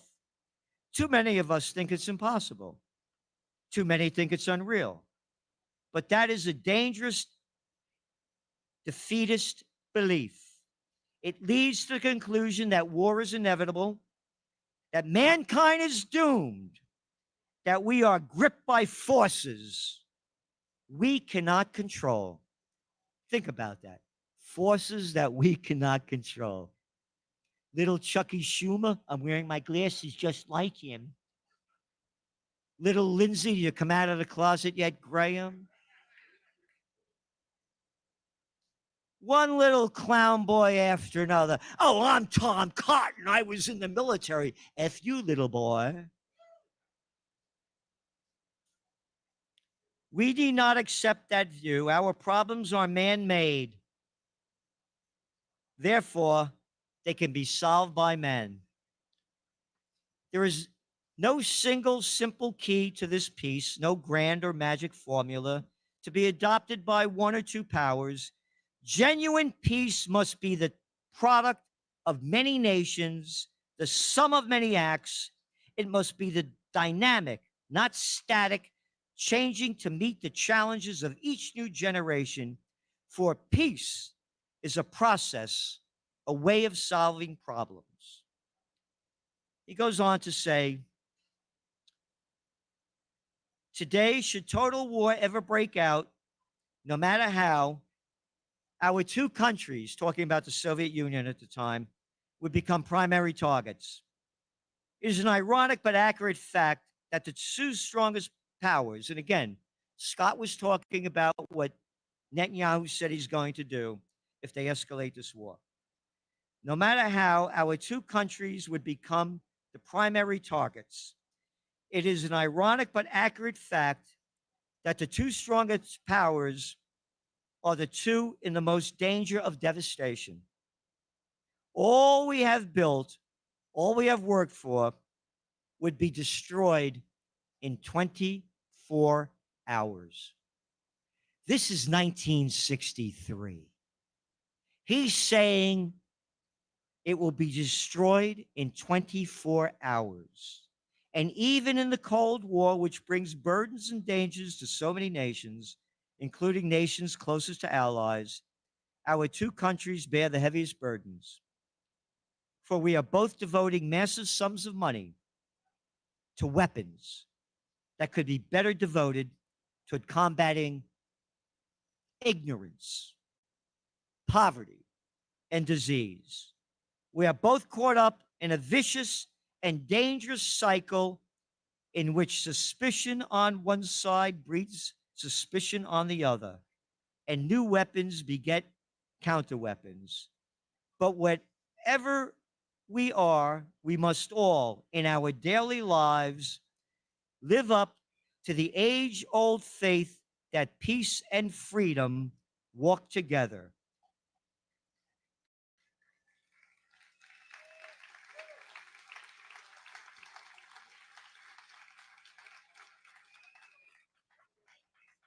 And then there was another man, unlike these little boys, by the name of Dwight D. Eisenhower, five-star general, Supreme Commander of the Allied Forces, and two-term American president. Every gun that is made, every warship launched, every rocket fired, in the final sense, a theft from those who hunger and are not fed, those who are cold and not clothed. The world in arms is not spending money alone. It is spending the sweat of the laborers, the genius of the scientists, the hopes of the children. This is not a way of life at all in any true sense. Under the clouds of war, It is humanity hanging on a cross of iron. Here we are. And now, as a trend forecaster, current events form future trends. These are a couple of headlines out of Haaretz and the Times of Israel just before I came out here. Ballistic missile fired from Yemen once again triggers sirens across central Israel. IDF says Hezbollah terror chief Nasrallah, other top commanders killed in Beirut strike. IDF launches multiple new strikes in Beirut. Houthi missile triggers sirens in Tel Aviv. Vowing revenge from secret location, Khamenei, the Iranian, declares 5 days mourning for Nasrallah. Iran's Supreme Court leader calls on Muslims to stand by Lebanon, claims killing top leaders of Hezbollah won't ripple terror group, vows Lebanon will make, quote, aggressors pay. But what's her name? Kamala Harris came out today. Kamala. Yeah. Hilarious. Kamala hilarious. Nasrallah was a terrorist with American blood on his hands. Diplomacy remains the path forward. All right. She said, U.S. Vice President, Democratic presidential candidate, said following that blood on his hands, terrorist, across decades, his leadership of Hezbollah destabilized the Middle East. Wait a minute. A terrorist? You mean the Lebanese that fought against the Israeli invasion and occupation of Lebanon? Oh, they're terrorists.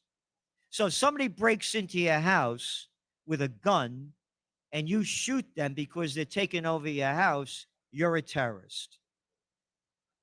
Across decades of leadership of Hezbollah destabilized the Middle East and led to the killing of countless innocent people in Lebanon, Israel, Syria, and around the world. Today, Hezbollah's victims have a measure of justice, she said.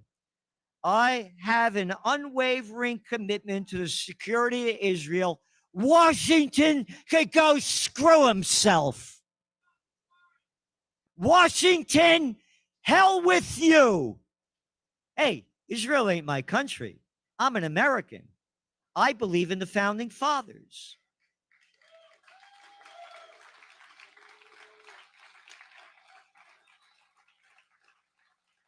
Anybody that wants to go support Israel, go over there and fight. Send your wife, your kids, your money. Go over there or shut your mouth. Shut your mouth. You arrogant little clowns. Hey, Kamala, you going to go over there and put on your costume and go fight? No, we're going to send American little boys that is too stupid to understand what we're saying. She goes on to say, adding that she and President Biden, are going to do everything they can to keep this war going. So there you got it. What Scott Ritter is saying is 1,000% accurate. We are on the verge of nuclear annihilation. All you got to do is read what Putin said last Wednesday. And now there's another trip. Again, Hezbollah defeated Israel in 2006. And by the way, the mainstream media calls them militants. In the Trends Journal, we don't do that. We report what's being reported all over the world. We subscribe to Haaretz, the Israeli newspaper, Times of Israel, Jerusalem Post. Oh, we also go to Press TV, Tehran Times, IRNA, ISNA. Hear what the Persians have to say. Oh, we go to Middle East Eye, Middle East Monitor, Al Jazeera. We want to hear what everybody has to say. So we say, this is what they're saying. This is where it's going. And this is what you might want to do. But no, though, they call them militants so that you learn to hate them right away. They're nothing more than prostitutes, as I said. Media whores that get paid to put out by their corporate pimps and government whoremasters. Joe Laurie was talking about before the media. It's gone. It's gone. You got 6 companies, again, thanks to that little boy, Bill Clinton. Every time he got caught with his pants down, bombs away over Baghdad, yeah, that guy. The 1976 Federal Communications Act, when he allowed the bigs to take over the media. 6 companies today control 92% of all the American media. So the story is very simple. If Israel loses this war, not my language, theirs, a thing called the Samson option, Samson. Now let's put these numbers together again. Hezbollah beat them in 2006 after they had invaded for years. There are 9 million Israelis, 20% of them Arabs. There are 91 million Iranians. If Israel loses, they go what they call the Samson option. They go nuclear. They go nuclear. We are in the most perilous times of our life, and now you're seeing the Biden administration coming all out in support of Israel's attack of Lebanon. This is going to escalate beyond the belief. One of my lines is, when all else fails, they take you to war. People forget that before Hamas attacked on October 7, 2023, there were 39 weeks of protests going on in Israel. Because when Netanyahu came in, he tried to pass this Judicial Reform Act that would have prevented him from going to court where he was being brought up on charges. 39 weeks. 39 weeks of protest. Not my language, the language of Isaac Herzog, the president of Israel. Again, this is before Hamas attacked. Israel is in a civil war. Hamas attacks, boop, totally forgotten. And now, again, before that happened, Netanyahu's poll ratings were in the toilet where he belongs. And now this is from Financial Times. Offensives boost Israeli prime minister in the polls. Netanyahu has definitely recovered from the post-war crash. A political pollster and political analyst arguing Israel's increasingly aggressive action at a regional level had played a role in his rehabilitation. Quote, "It looks like Israel is taking the initiative.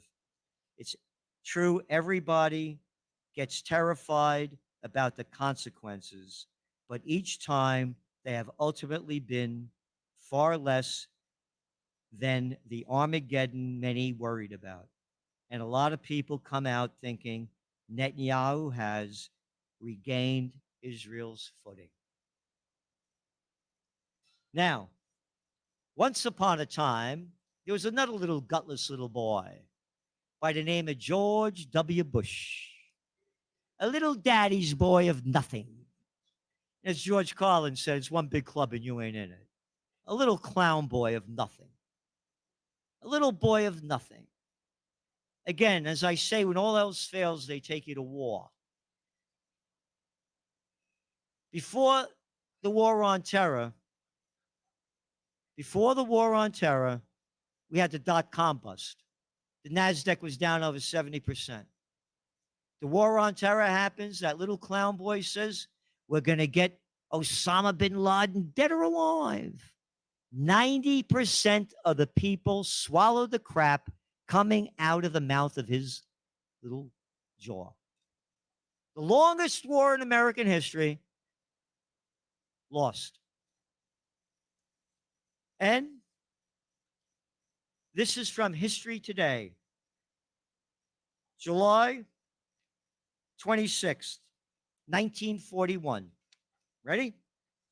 Remember, when all else fails, they take you to war. The Great Depression is going on. United States freezes Japanese assets.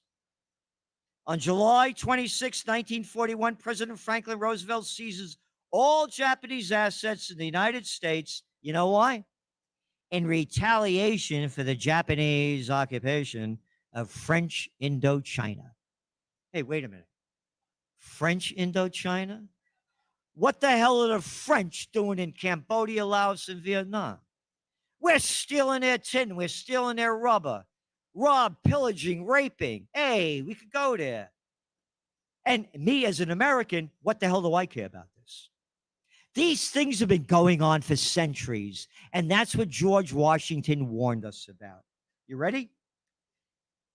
President Franklin Roosevelt swung into action by freezing all Japanese assets in America, Britain, and the Dutch East Indies. Dutch East Indies? You lousy Dutch are going into Indonesia and robbing and stealing and raping and pillaging every... Oh, yeah, with Dutch East Indies, we could do anything we want. Followed suit. The result, Japan lost access to 3/4 of its overseas trade and 88% of its imported oil. Japan imports 100%. Can't understand why they bombed Pearl Harbor 5 months later. You cut off all their trade. You stole all their oil.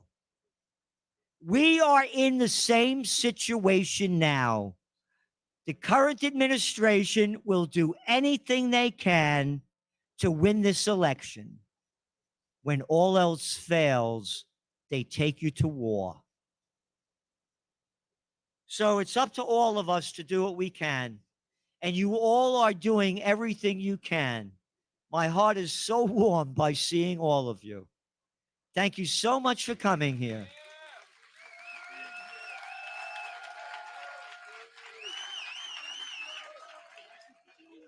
Thank you. Thank you. Thank you. And thank you, Judge Andrew Napolitano. Thank you, Scott Ritter. Thank you, Joe Lauria. Thank you, Randy, for putting this together, getting everybody, thank everybody, and please do what you can to donate to Occupy Peace. If the billionaires gave us $1 billion, we would have peace tomorrow. Thank you, and God bless you.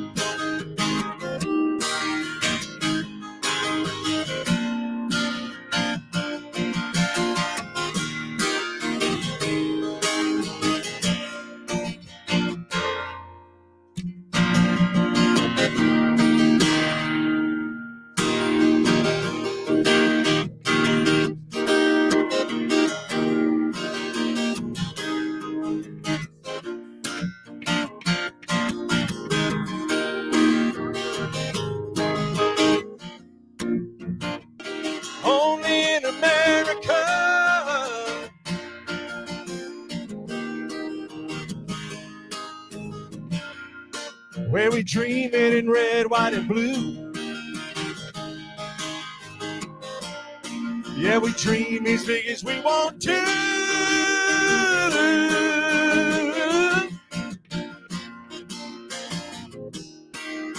Only in America.